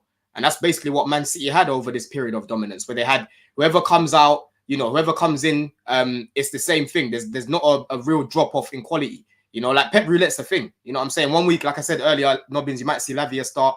The following week, you got Enzo and Caicedo start. One week, you might see Madueke start. Then the following week, it's Estaval. There's going to be so many changes in the team. And to be honest, I'm here for that. Bro. This season as an example, yeah? Even use this season as an example, yeah? Gusto's coming for James. And what's everyone said about Gusto? He's been good. Imagine we had that, Terry, in every position. That's what they want. They want people to come in for the better players, per se, and to come in and do a job. To be a Gusto's in every position, we'd probably be in top 4 right now. But the problem is that so many injuries that if Ikuku's out, Mudrik's out, and Sterling's out, you're left with whoever's left. So that's why the signings in the summer are very crucial. And if we can bolster that squad a bit more and cover Silva and Chilwell going probably, then we have a good chance to get in top 4. And the problem, one of the major problems for me as well, Terry, yeah, I'm still skeptical about the whole injury situation. Listen, some of these guys in our team are injury prone. And one thing about Poch, bro, when it comes to injuries, it messes up his brain. He's frazzled. He doesn't know what to do, and he doesn't trust the young players, right? And that's going to lead to playing people out of position. That's going to lead to making late changes in the game, bad lineups. And I'm not ready for that, bro, because you've already seen this year. Look at Klopp when he had Trent injured. He didn't go and play centre back at right back. He went and brought Conor Bradley, and until he got injured, he kind of fell off after that. But this is what I'm saying, bro. There's so many things that Poch has done where I'm like, yo, I'd rather not in it. If he stays, I'm not gonna kick up a fuss, because end of the day he has improved a little bit. But I'd rather we change. I'll be real, man. I'd rather we get rid of him. A bed here says Chelsea used to be a weak club pre-Abramovich. Can this club function without huge investment and a rich owner? City 1.0 owe success to money. Every club owes their success to money, to be fair. True. It's not a unique thing for Chelsea or City. There's a huge correlation between money spent in trophies. Everyone has spent money to win trophies. That's how it's always been. So that will never change. So it's what it is. You could be Tottenham though and be the fourth highest spenders in Premier League history and not win anything. Unnecessary stray. Mate, that wasn't a stray. That was a direct fucking hit. That was straight in. Yeah, Terry, before Roman even came in as well, there's this myth here that Chelsea were like lingering in 18th or 17th. Bro, we were basically in and around top 4, top 6. We were still winning trophies during that time. He gave us a shape up. Put it that way. The theme today. He gave you more than a shape up. You did make Champions League. The one thing I would say about Chelsea, and one thing I will say, and you two are too young to remember this. You were a team that played good football. You actually were very dangerous for Man United that time. You had a really good record against us. But you were always that team throughout especially the 90s that I watched, and I'm not too sure about the 80s. I'd have to go back to speak to older people. It didn't matter how good you looked or what domestic trophies you won. You were just never spoke about as a team that could win the title. No one ever worried about you in that way. And even when you were good, you always sort of towered off. You were just a team that, and I still believe when you look at the best teams around, how you fare in your league is like a really important barometer, if that makes sense. So, you weren't sitting in 17th and 18th. You were always a team that was like between sort of the top 4, top 5, top 6, that sort of level when I was growing up. You were always a good team. There's no doubt about that. In 96, 97, we finished 6th. In 97, 98, we finished 4th. In 98, 99, we finished 3rd. In 99, 2000, we finished 5th. And then 2 years after that, we finished 6th. And in the season before Roman joined, we finished 4th, bro. You know what I'm saying? What were your points totals in those times as well? How far away were you from the top? I don't know about that. Yeah, I think that's what Terry's on about. But like I just said to you, you're a team that I mean, I weren't guessing. I was alive. I watched it. I said you were between sort of second place and 6th. That's where you sort of always were. But it was just in my living memory. There were some times where you had these summers at Chelsea where you signed Vialli and Ruud Gullit. You had some latter ones where I remember Mutu when he came in. Everyone, you used to get a lot of hype in the summer because you always signed good players. You just always used to peter out as a football club. You would always fade out in the league. And then Roman came in and it just started to change instantly. It was just different. But that's because you were spending more money and the standards got raised at the same time. This year says sacking Poch will not help us for next season. We have improved. The players have been developing and they like them. Liking the manager is really important. We have to move to gain. Sorry, we have more to gain sticking with him than sacking him. Thank you for that super chat, bro. I really like that. Thoughts on how the new European format and how it will affect the hectic English calendar? It's Super League 2. It's just a Super League, but for UEFA, isn't it? It's an interesting one. It's one of those where you could have a really bad start, be low down the league, but you could still end up winning the damn thing. It's a bit like when teams come like 7th in the Championship and still end up in the Premier League. There's a little bit of that to it, or 6, whatever it is. But it's crazy. It's crazy. You could have you could be a really good team, but end up with Real Madrid, Bayern Munich, Juve, all the top teams as your 8 games or 6 games, how many games you play. Or you could be a really crap team and have all easy teams and you get into the next round of the Champions League.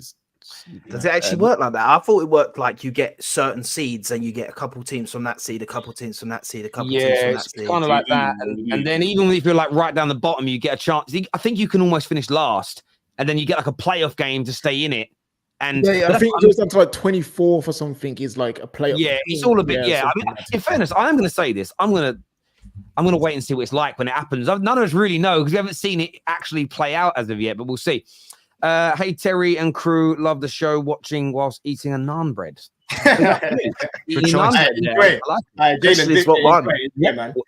type of naan bread? Do you know what I mean? I'm partial to a garlic naan, personally. That's what I get. Naan, man. Get the meat in the naan. What curry are you having it with as well, bro? Like, what's going on? How are you just telling us you're eating naan bread? Yeah, what is it? Straight up naan, just raw. It's a great point. just cold out from Tesco's. Yeah, just cold straight out the fridge. Need United back to ruining childhoods once again. I would be. Listen, if you guys think there's been Arsenal hate because they've become a much better team again, Man United do it. Oh my days, the PTSD would be a madness. Is it true United players get a 25% pay cut out of the Champions League? I've heard it's Europe altogether, and it won't be every player. It will be certain, but I doubt that young Mainu's going to get a pay cut. But I think the players that came in on the big wages will get a pay cut again. And if that's true, that's saving hundreds of millions. Well, not hundreds. That's something Chelsea is doing as well. 30% less for the wages if we don't get Europe. So now that those players get that money back. It goes up now. This super chat here moves us on to Arsenal, and it says, surely if Arsenal go trophyless again next season, they have to sack Arteta. They are like the London Cowboys. We go again next season, FC. Look, obviously disappointing end to your season, Giuseppe. You didn't win. Cheers, bro. Thank you, Don. I know you didn't win the league, but you pushed City hard. There's a lot of Arsenal fans online that want him gone. There's a hell of a lot that want him to stay. How are you feeling about it all now, sort of 24 hours later, reflecting on your season, the sort of infighting about whether or not your manager should stay? Talk to us.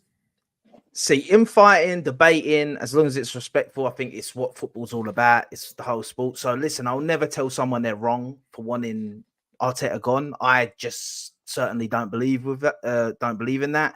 I think a lot of fans like to clown Arteta and like say you should sack Arteta and all that. And I think that shows that people actually want us to get rid of Arteta because they actually realize Arteta's a good manager. To that question that he said if we should sack him next season if we go trophyless, once again, I don't do anything without context involved. Like, yeah, we finish 8th we finish outside the Champions League next season, knocked out early in all the cups, then yeah, that you'll sack him. But if we're a couple points behind City again, we get to a Champions League final, maybe we even get to an FA Cup final and stuff, and we just don't go over the line. Yes, there will be questions. I don't know how I'll feel by then. But for me, you can't sack him right now. What he's done for the team is unreal. And I'd say it to people all the time with Man City as the team we're not beating.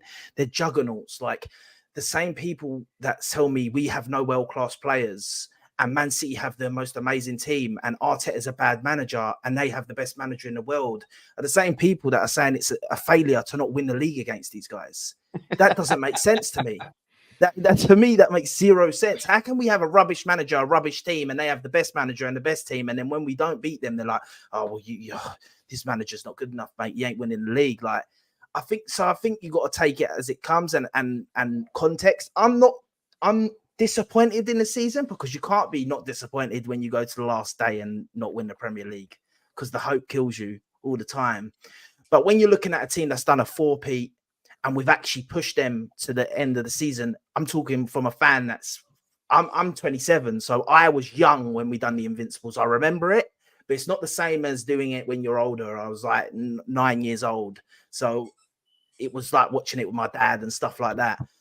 So it's been hard times. So why everyone wants to be so negative when the good times are coming, I can't understand. It's like I do think a lot of people want to be negative because they're slightly wrong about a few things they've said, and now they don't want to. They want to kind of double down on them being right and just get rid of the manager. I don't think that's the right choice. I think you can't bring anyone in that's better than this guy. I don't think there's many managers right now better than this man. I know that people might shoot me down for that. I don't think that you could. I don't think many people can name me five guaranteed managers themselves that will guarantee us beating Man City to a title. Yeah. Pep Guardiola is going to be one of them, maybe Klopp, but Klopp only done it once in 9 years, talking Ancelotti, and they're all unattainable. So for me, I'm not annoyed at our season. I'm disappointed, but I'm proud of the team. I think we've had players that have signed like Declan Rice, Kai Havertz has shut a lot of people up. You can't be and that's another thing. Kai Havertz is another reason why I struggle to realize why people want to sack this manager when everyone in the world laughed at that signing, including Arsenal fans, laughed at that signing. Arteta, that's it. And he had the balls, he had the balls after fumbling the season last year to sign Kai Havertz because he believed in it. And I think that's the type of manager you need in your team. Like someone who's actually going to put his neck out if he thinks something's right. And then it's kind of worked out for him.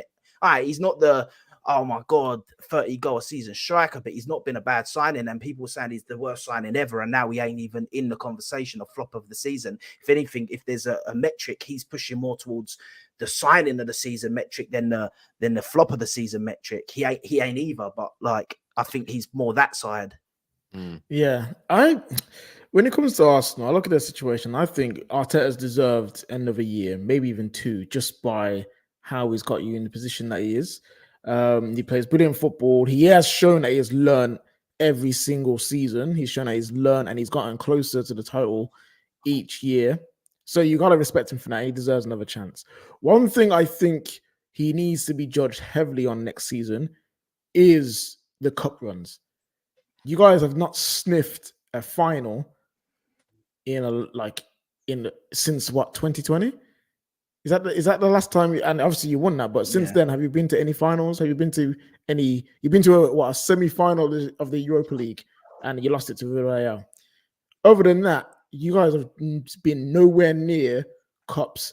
And I think on this run that you guys have been going on, if you guys have picked up a Carabao Cup or an FA Cup or even a Europa League on the way there, you might have seen a bit of a mentality shift quicker to get over the line, because you now got experience with that. Because most of that team that won the FA Cup is gone, right? Now most of them aren't there no more, because everyone says it's Emery's. That was Emery's team he won it with. It's not really the team that you want to build with. So now he's built the team that he wants to have. You've got to start put silverware and a trophy on the table. And I'm not saying that next season you sack him straight away because he didn't win the Carabao Cup. That's unfair. Yeah. But like he needs to get these silverwares on the table. Otherwise, he'll just fall into the same category as Poch. Yeah. With just Poch with FA Cup and 2 Community Shields. That's where we drop it into. KJ, the one thing about that point that you said about the Emery team, I hate that narrative of the Emery team won him the FA Cup, because then the same people won't say Emery's team was the reason we finished 8th 2 times. It's either Emery's team or it wasn't Emery's team. So like I agree with you, the cup competition's 100%, but I don't think that the Arsenal fan base would have actually changed their opinion on Arteta if he had won a Carabao Cup. I generally think the people that want him out, even if he had won a Carabao Cup, would still want him out. Look, some people that want him out, even if you win the league next year, will still want him out, because they'll just say, but it's taken him 5 or 6 years to do it. There will be no, and I know that it's not a new thing in football. People think it's clout chasing or whatever. No, I was a Man United fan that when we signed Ronaldo, all I heard from rivals was when he first started, he was a one-trick pony. He was actually listed in newspapers as being one of Fergie's flops at 12 million quid. Then when he started to perform, they moved it on to, can he do it in title runs and finals? And yes, he could. Then they started looking at his record against other sort of, back then it was top 4 teams, and it wasn't particularly great. Then he started scoring against those teams. Then they said, yeah, but he did actually go something like a year or so without scoring a couple of years without scoring in the Champions League. Then they started saying, can he do it in the Champions League? Not only did he do that, he scored in finals, and look what he's gone on to do. He then gets to his late 30s, is well past his best. Now he's playing as a relatively static number 9 in comparison to his early years. And people were going, see, Terry, I told you 20 years ago about how he was static as a player. They never, ever, ever drop their agenda. And that is what's going to happen. Even Pep kind of goes through it. And I know everyone goes, oh, Terry, when it comes to bad punditry, you don't do it for any other club. It's not true. I did it for Pep today. And I played a clip from Jamie Carragher from 4 years ago, where he did a whole bit of all the bad centre-backs that Pep has signed. And when he was listing, this was 4 years ago, he went, John Stones is a flop.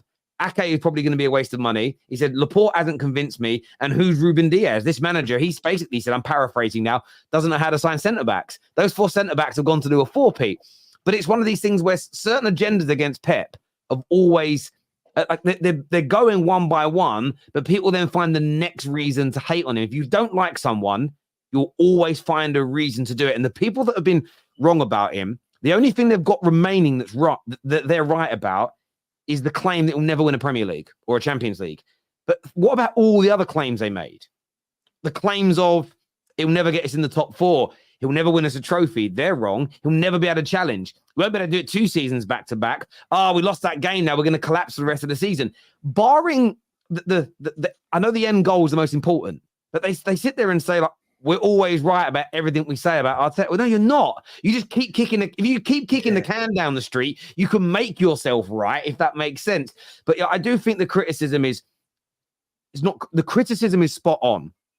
The overreaction and toxicity towards it, I personally think is crazy. He definitely deserves another year based on the context of like the way he's challenged this year. Doesn't mean there shouldn't be pressure on him, though. And this is where I find football such a horrible place sometimes to talk.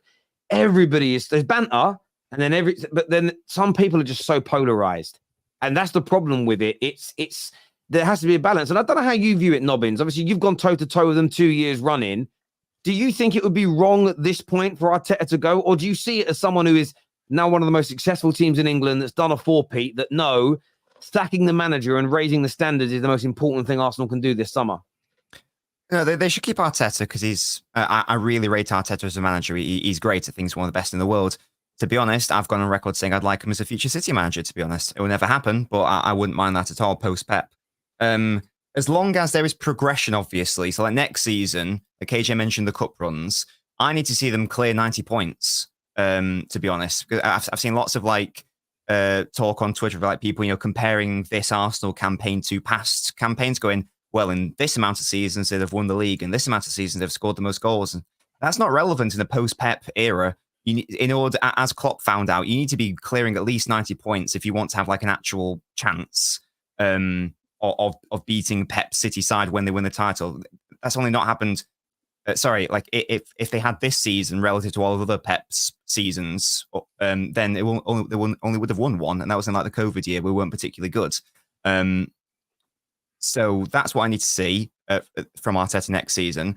Just in terms of like the overall season, if I was like an Arsenal fan, obviously be happy with like how they've gone. But I've gone on record a number of times on this show saying that City were not particularly good this season for our standards. That sounds stupid. We've got 91 points, but for our standards, this was a weak season. For me, this is our worst title-winning season maybe ever under Pep. Sort of on par with like the COVID year, as I say. And there were many opportunities throughout the season to take advantage of that. Like, when we drew against Chelsea and Spurs and Liverpool and Palace, we only won 1 in 5. And we only got like 40 points at the halfway stage. And Arsenal just didn't take advantage of that. I think they only got 42 points or maybe 43 points at the halfway stage. They didn't take advantage of us not having De Bruyne for half the season. Didn't take advantage of Haaland not finishing his dinner as he normally does. And didn't take advantage of being in the lead in the title race with the last 9 games to go and then losing at home against Aston Villa. So they would be my main gripes if I was an Arsenal fan. And as I say, mistakes have been made this season. As long as there's progress next season, as I say, I would want to see 90 points broken, because if you want to beat Pep City, don't bother comparing it to pre-Pep, because Pep's changed the game. You're gonna have to go up a level, I think. I personally don't think they'll win it next season. I think City will actually get better, because, as I say, in my opinion, we've underperformed this year. But that remains to be seen. But that's my sort of take. Can I ask you a question on that? I also agree that you're going to be the favourites again next year. Someone's asked that question in the chat. Who is the manager that it has to be an attainable one? Because people that say names like Zidane or Ancelotti, I don't mean it's rudely to Arsenal fans. You don't have the facility to take Ancelotti away from what Real Madrid are doing and what he's doing. Who is the attainable option that for Arsenal that can make them better than you next season, as some Arsenal fans are calling for? Who do you believe is the man that would come in, who's attainable, and would make them better than Pep's Man City? I personally don't think that manager exists, to be honest. I think that Pep is Pep, and I think he's the best manager in the world. And I don't know if there is any manager who would be able to really compete with him. Obviously, a Klopp in his prime. If you look at all the other instances where like Pep's lost a title, it's his first season at City, which was Conte, but the context of it being his first season, didn't lose one at Bayern. And then at Real Madrid, it was Mourinho's Real Madrid, which had to get 100 points to beat Pep's Barcelona. So I don't know. You say no one. You basically say no one can defeat this guy. But this is the thing. Like there is. That's why I don't agree with Arsenal fans. Sorry, go on. But I want to get Kate. Sorry, you're right. No, but I want to get Kate's view on that, because I mean, listen, I get the banter. I get banter in Arsenal for not winning. We all do it to each other when rivals don't win things. I understand it. But in reality, you've got City fans here saying there is no one they believe that could make this Arsenal team better than Manchester City. Therefore, should Arsenal fans, just like Blake, when he used to compete against Usain Bolt, does it come a point where you might just have to be happy with second place if there is no one that can make you better than them? Yeah, look, I hear what you're saying, but for me, I don't think Arsenal are the finished article yet. I think they've improved this year again. I think if you went on entertainment value, I think Arsenal deserved to win it. I enjoyed watching Arsenal more than Man City, but that doesn't get you trophies. But if they can get themselves a real top class striker with Arteta in charge, I think they can win the league. I think that's what they're missing. I just don't think they are the finished article. When you look at Manchester City, they're so strong in every single position. And even on the bench, they're so strong. And I just think Arsenal are lacking that final piece. Declan Rice has got them even closer. But I think they need a world-class striker to come through the door, bang in the goals, because there's been so many times where I've watched them and think someone should have put that away, someone should have buried that. They need a Thierry Henry of the modern day, and they're very, very hard to find. So, but for me, it's Pep is the best manager in the world at the minute. I don't think he's the greatest of all time, but he's certainly the second best in my opinion. Everyone can be beaten. Everybody can be beaten. Arsenal were top of the league for 93% of the season last year. So, but I just don't think they're quite the finished article. And someone's just put Isak, and someone like that, bring him into the Arsenal team, and I think they could win it. I do think really it's as easy as that. They're just not the final article. How do you see it, Ches? I mean, obviously there's no love lost between you as a Chelsea fan and Arsenal. What do you think they need to now do to go to the next level? Is it improving the squad? Is it changing the manager? How do you personally see it? I think the manager situation is interesting because obviously, like we've established, there's not many good options, alternatives out there. So two things can be true. He cannot be good enough in terms of getting over the line. It's yet to be seen. He hasn't won anything yet, major-wise. But also the manager market could be poor. So let's say you keep hold of him. I do think the mentality needs to shift a little bit. So Rodri's comments after the game, people kind of like they misrepresented what he was trying to say. He was basically trying to say about the mentality, about like how that microcosm of that game against City away from home, them not trying to win that game, kind of like shows their mentality in general. And the fact they were in this season, they had opportunities to take the lead and to win the league, even up and recently until Aston Villa, and they lost that game at home. They're the little things to me which can be improved. So whether that's quality in the squad to help, let's just say, people getting complacent, or whether that's the mentality of the team overall to get that winning mentality back, like KJ was saying before about trophies, then I think those small margins will help them over the line. I don't think there's a massive change, but I've always said to people that to go from second to first is harder than going from like fifth to second. The small differences are harder to come by because they're harder to see, and they're harder to change because you have a certain way of playing, you have a certain mentality. Now you've got to tweak it just a little bit extra. That's very difficult to do. So, especially when you're going to be a team. Sorry, go on. I'll also tell you what I was going to say was that football's not linear. Like, if football was that simple, then we could predict everything. Like, I would just say Arsenal win the next 10 years, City will, but it doesn't go like this. So, like, I'm not saying they're going to drop off or they're going to flop, but people saying them getting the striker winning the league, not necessarily. This is also it. I mean, there are rumours that Pep leaves at the end of next season, and though he's sort of made comments around, it's funny, really. I got called out for making those rumours up, even though someone very close to City told me that they're 90% true. Then Pep says, I'm closer to leaving than I am staying. That doesn't mean he's going in a year, but it might mean I'm definitely not doing another 8 years at the club. You know, he might be doing another 3 years. But this is also the thing, and I suppose it depends on your disposition as a person. Say Arsenal come second again next year and they get 91 points, but City win it with 92, and then Pep sails off into the sunset. I know football isn't linear and other teams can improve, but then Arsenal could then be the team that wins it for the next 2 or 3 years. Potentially, you get negative people that don't like Arteta that will say he's only winning it because Pep's not here, which is crazy logic, because then you could use that for every example since the dawn of football that, well, because this manager's gone or this team isn't as good anymore, that's the only reason you're winning it. But at the same time, they could change manager, it not work, then Pep leaves, but they've kind of broken what they built, and then another team has overtaken them, and it becomes a real conundrum because you're spot on, Ches. It isn't linear. Now, that doesn't mean anybody shouldn't be. I love how it sounds here. It says Terry is reaching. It's not about reaching. What that is called, Akash, it's called an example of why Ches's point was right about football isn't linear. And you live and die by your decisions as a football club. We've been talking earlier, Chelsea. They might get rid of Poch. Could make them much better. Could unsettle them and put them back to the beginning of last season again. and they might regret it. But in 3 years' time, that decision could be landing them Premier Leagues and Champions Leagues, and they'll be sitting there and saying it's the best thing that we did. And this is the problem. That's why we always judge in the here and now, and there's very little. People often don't want to look beyond the end of their nose sometimes, and I think it's frustrating for people. I've got a question for Giuseppe.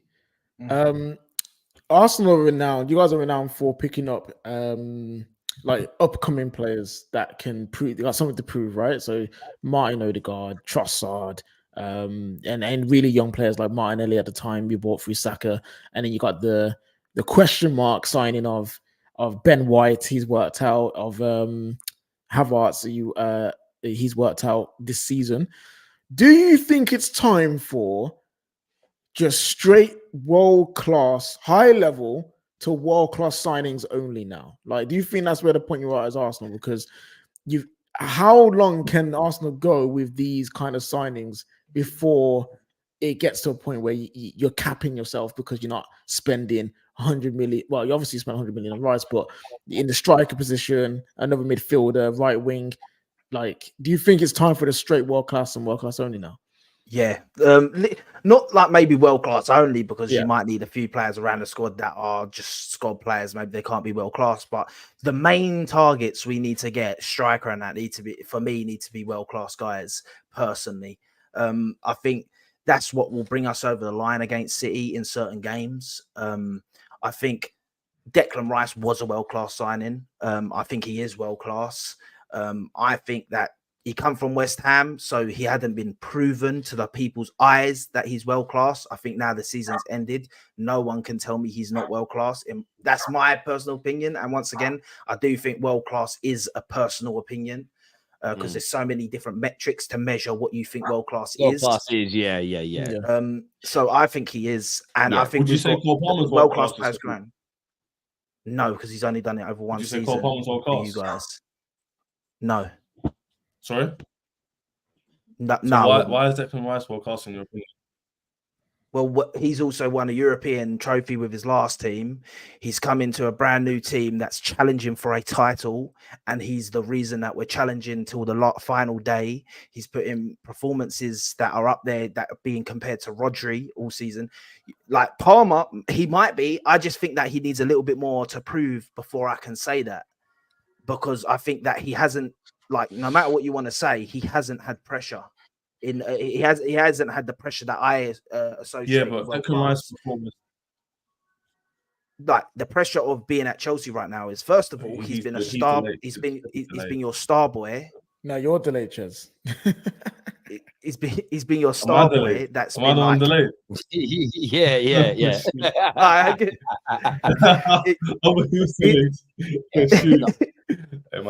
He's been the Chelsea star boy that has had no pressure on him from the fans, no pressure on him from the club, because he's been performing. Yes, I give him it. He's been quality this season.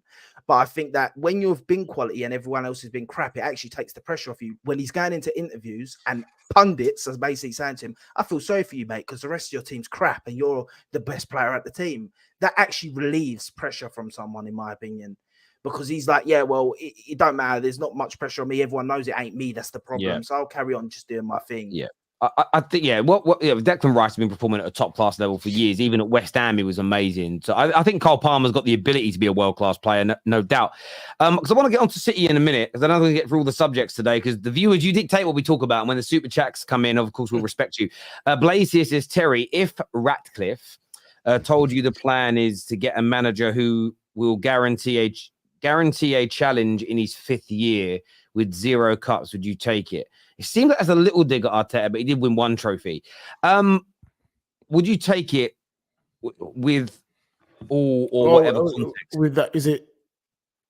Oh, okay, I don't know. Yeah, I know what he means. Without knowing the context. No, I wouldn't take it without knowing the context, because I don't know who am I competing against, how good are the other teams, how far behind them are. Like if we were doing that and we were challenging and really close, and we were up against one of the best teams ever, then you could argue potentially. But Is that team towards the end of its cycle? Are we going to get better after that? What's the age profile of our squad? I can't answer that question. There is so many variables that need to be put into the equation for me to understand it. But as a general rule, no. Now, I know what you'll then say, but you're saying Arsenal should stick with Arteta.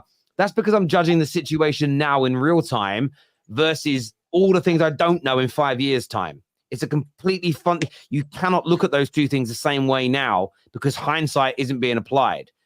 It's as simple as that for me.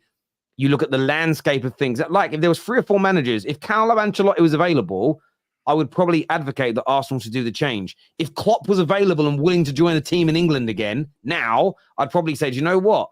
Maybe it's worth. We know he's a world-class manager, so no, I wouldn't take that without knowing all the variables, my friend, because that would be a bet that I wouldn't want to take.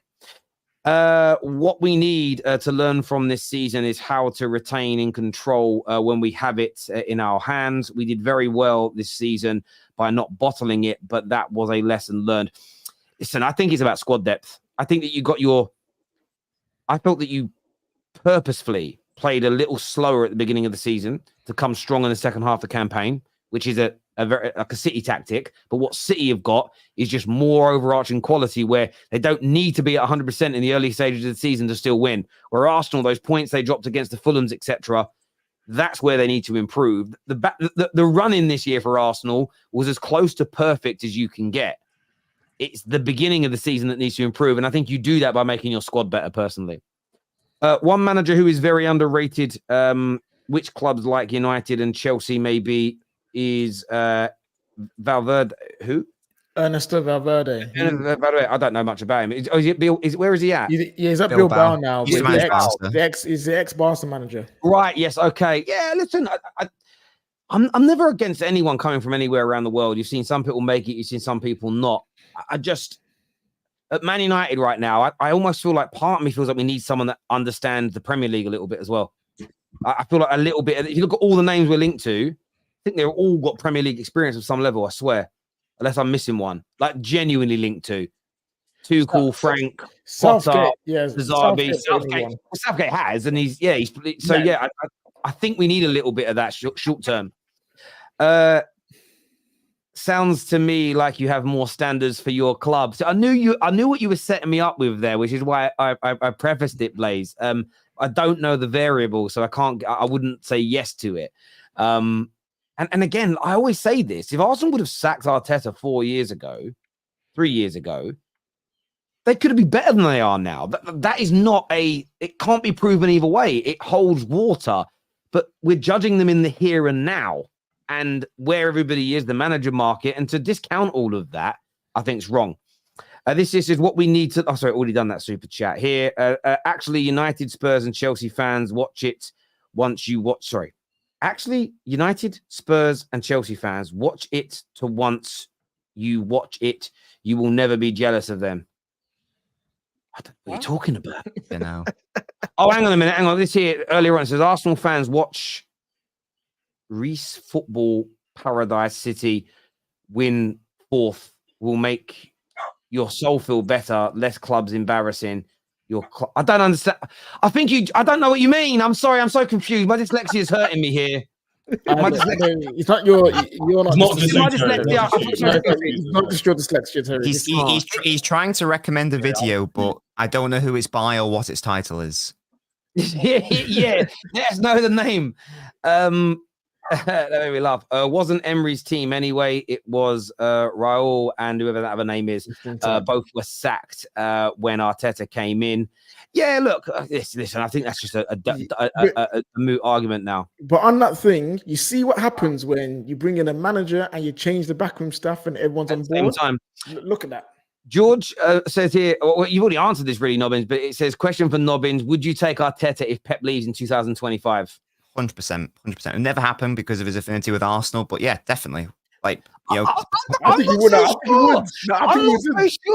Really? I think you're being polite. I reckon maybe not directly after Pep goes because I think that might be too close. Maybe, but yeah. After a left to like go Barca or Real Madrid or whoever, he would then come back to. I'd be well up for that. Yeah, definitely. Like similar style of football, similar philosophy to Pep. Good manager. Yeah, I'd love that. I do think that would depend on what he's done at Arsenal before leaving. I think if he's won Premier Leagues at Arsenal, Champions Leagues at Arsenal, and then I don't think he'll ever go City. I don't know. I mean, he might not, but equally, I think it would be the other way. Say he gets to the end of next season and he pushes close again, but City want him. He has to weigh it up and go, I might only have one more year here. I can now go to a team with more resource, with a better squad. And listen, the fact that City... Yeah, Nobbins is a very honest man. I like it. On City, we'll come back to the super chats in a minute. I don't want to run out of time before we get onto City. You've done the 4-peat, Nobbins. How are you feeling about it, mate? Because look, I hate what you've done as a rival, but I've got to respect it. You know, it's one of the greatest achievements by an English club ever. You're one of the greatest English teams of all side. And in fact, I'm going to go one further. In my opinion, one of the greatest European football sides to ever exist in the 130 plus years. It's been phenomenal what you've achieved, the way you play, the domination, the ease, the mentality. But from your point of view, a lifelong Manchester City fan, how amazing was it yesterday to not just lift another title, but do it in such a record-breaking fashion? No, yeah, ridiculous. City fans need to understand that these are the glory years, and it's not going to last forever. When Pep leaves, we're not going to be this good again. So enjoy it now, because it's never going to get as good as this. But yeah, brilliant stuff. You know, up there, like a feeling like when I was in Istanbul last year, like when Foden scored, and to have that as well. I think that's really been brilliant with this season as well. To have like a local lad and City fan be your best player this season, and also be, in my opinion, the Premier League's best player this season.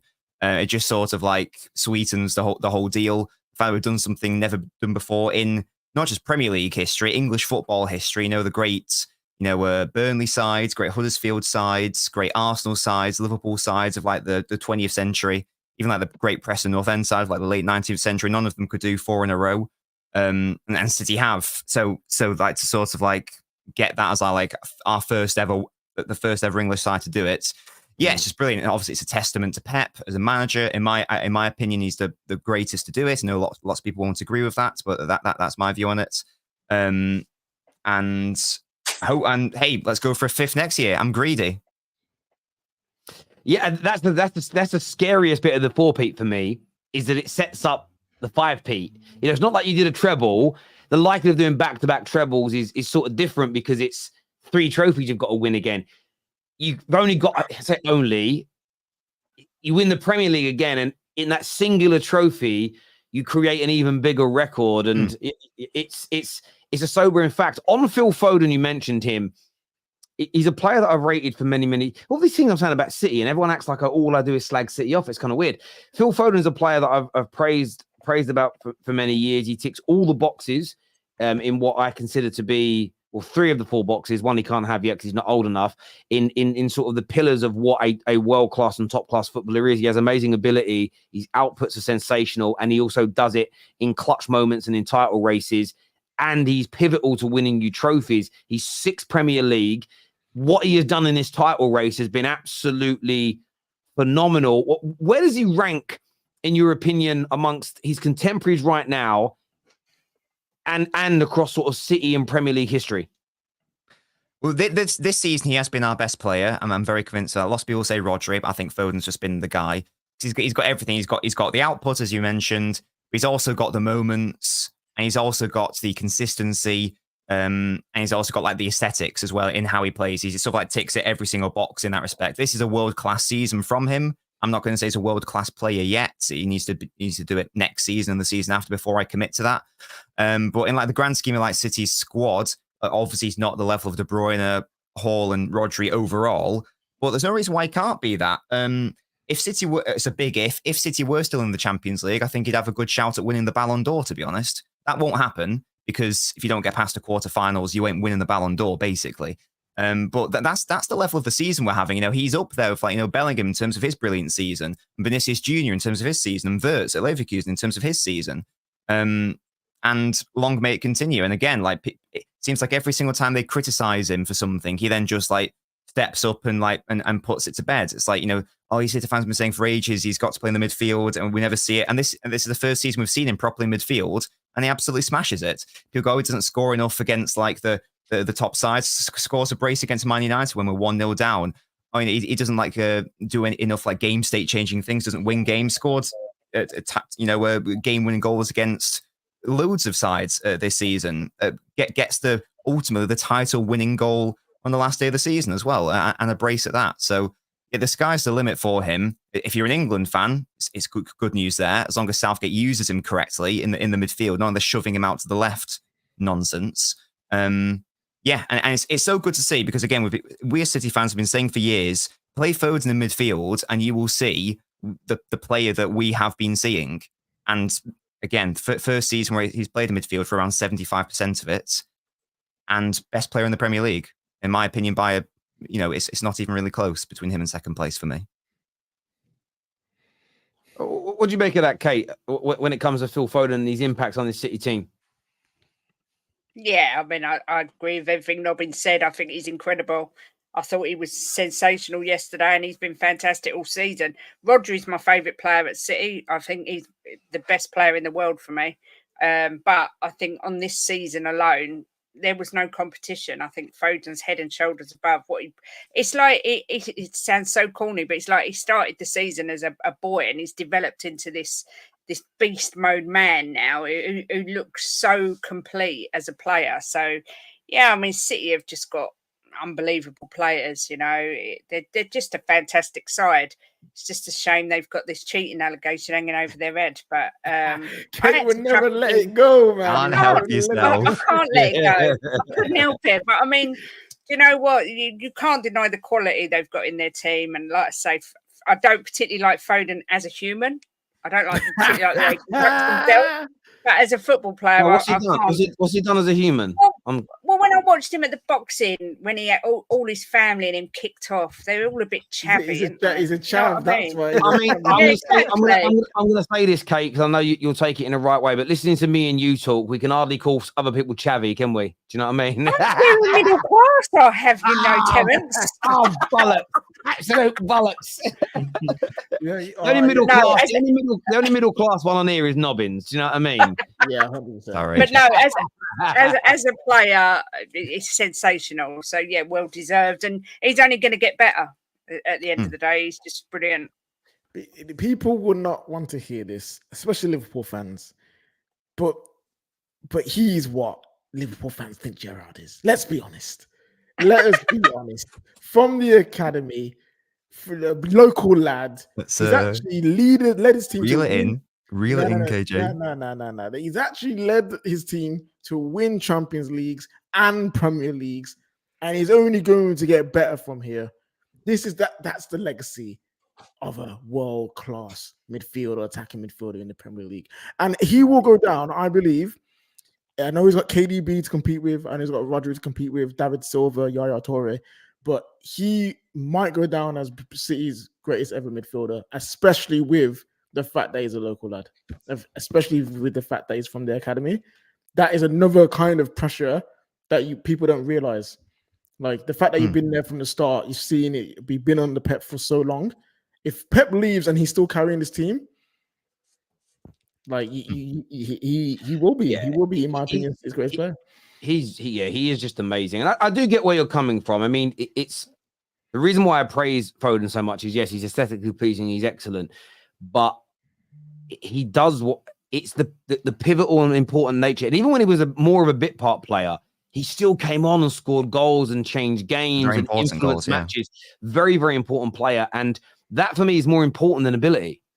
In terms of when you're a professional football player, I understand ability is key for a lot of people, but how you deliver in title races, Champions League runs, like Gerrard, you mentioned, he is a legend, but the guy didn't deliver in title races because his team were in a number of them, and him and his team collectively that he was the leader of didn't stand up. This man has absolutely delivered. The player, interestingly, he doesn't play like him. They're very different stylistically, but he has got an opportunity. If City appoint well after Pep, if he leaves, he's got an opportunity to get somewhere near Ryan Giggs' trophy haul. And Ryan Giggs' trophy haul is absolutely ridiculous.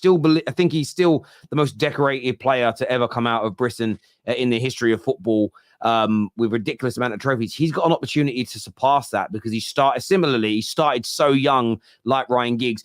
The one thing you might struggle with is I don't know if he can last until he's 40. Giggs was still winning trophies late in his 40s. That's how good he was now physically. But it gives me those Giggs vibes, not in terms of the stylistic way he plays, but just his importance and his delivery and just always being so goddamn good. And there's loads of great players in your team, the KDBs, the Rodris, Edisons, that have had Agueros and Silvers, have had credit over the years. And I just wanted to take a little bit of time towards the end of this stream to sort of pay homage to him, who I do believe has been... The other day I said I was giving player of the year to Rodri. I changed my mind final day of the season. I don't think these awards should be given out until the season finishes because if you guys would have lost yesterday and Declan Rice scores a hat-trick and they win the Premier League, I felt like he'd then deserve it. I feel like they should always wait until the season ends personally. But after what he did yesterday, I changed my mind. I went, you know what? Just can't deny this kid this year. He has been City's best player. He's been the Premier League's best player this year. And listen, I think Saka and Palmer and many others are top talents, but none of them are Phil Foden, because this guy has been doing it for years in title races, and he's an absolute phenom. And the only good thing about him for me is that he's English. At least I get to enjoy him, 5 to 10 times a year. If Southgate picks him, that is. Southgate doesn't always pick him. So it's crazy, really. It really, really is. Viewers, make sure you hit the like button. Make sure you're subscribing. I know we said we were going to talk a bit of Liverpool today, but we're going to speak about them and Spurs. We'll do that over straight facts over the next couple of days. I'm sorry, Kat, I've just run out of time. We've been 2 hours. We've been live. We've got some super chats first. This one here says, why when we are questioning Arteta, people want to talk on the league, talk about the over 16 cups you've failed to reach even a semi in 4 years. Should Pep play? Does Pep play in the Europa? KJ did question that though. Like we have questioned that on the panel tonight. Surely we have done that, Blaze. Maybe you were toilet or something during that bit, but I do think that's fair. As a Liverpool fan, please Arsenal extend this Arteta contract for 10 years. I'm loving this this Arsenal trophy drought, eclipsing Klopp's in one season. Jack Howe laughing there. I'm actually looking forward to tomorrow's chat about Liverpool. I say we ran out of time today. Pep was attracted by the promise, which was built by Mancini and Pellegrini. They joined for the money, and yet it's not all about doping just because now there are efficient and efficiency reduces cost. I don't really understand the point, to be honest. I can't lie. Yeah, I thank you for the super. I don't quite get it either. I mean, all managers also go for money as well. Like, there's not like all footballers and managers also like getting paid a lot of money. Like, you're gassing one season wonder Cole Palmer not starting over Saka at the Euros. Yes, he's good, but stop overhyping him. Let's see if he does it next season. The problem is, I never actually said he was world class this season. I was just Giuseppe's point about Declan Rice. He's had one good season with Arsenal, so I said he gives the same logic for Palmer, who's one good season with Chelsea. That's what I was saying. Yeah, but the background of Rice is well clear. Yeah, he was never world class before he came to Arsenal. Chelsea fans are so insecure. They need constant oh no, but our player's good too. No, but our player's good too. It's because we spent £1 million. He's Declan Rice world class. But Declan Rice was never near to world class before he joined West Ham. He was a good player. I'd argue that Rice is one of the first names on England's team sheet. Yes. He was the most important player for West Ham. He brought a trophy to West Ham after a long-ass drought for West Ham. He's the only person who brought the trophy there. Is that what we're saying? No, but he's the captain of the team and he's a pivotal part of the team. And then he's come to Arsenal and then he's done what he's done. Doesn't make him world class, but that's fine. Love that in the chat. Austin here says, why can't the feeling for Arsenal be mutually exclusive? I am back in love with my club and enjoying match days since Arteta came, but now I want silverware. I'm gonna listen. I want to say what I'm going to say, but this isn't a shot at anybody in particular. So if anyone wants to take it that way, that's on you. But it feeds into what I'm going to say. What you've said there, Austin, is perfect, but what you've said there requires emotional maturity and being able to isolate and compartmentalize emotion. And I think you can love what Arteta, how you feel watching Arsenal play now and respect it, but at the same time want to win trophies and put that pressure on him and say we might have to move him on. We had a Connor that came on the show maybe 4 or 5 weeks ago that said he respects what Arteta has done, believes he's done an excellent job building Arsenal, but he thinks he has to go this summer. But he openly admits that there is a risk of going backwards if you do that, but in the pursuit of winning, he would take that risk.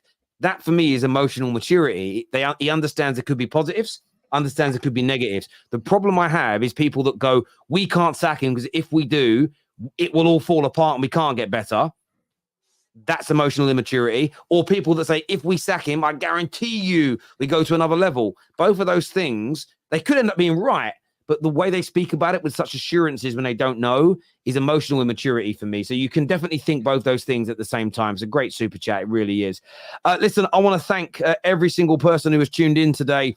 We're back tomorrow with more content for you with Straight Facts in the afternoon at 3:30 as well, where we will be touching. I want to talk on Spurs and I want to speak on Liverpool. We just didn't get the time to do it today, and we are out of time now. Please hit the like button. Please make sure you are subscribed if you haven't done so already. Nobbins, Giuseppe, Ches, KJ, Don was on earlier. Absolutely amazing sitting here and talking football with you all. Until next time, take care. Goodbye. God bless. And I'll see you all soon.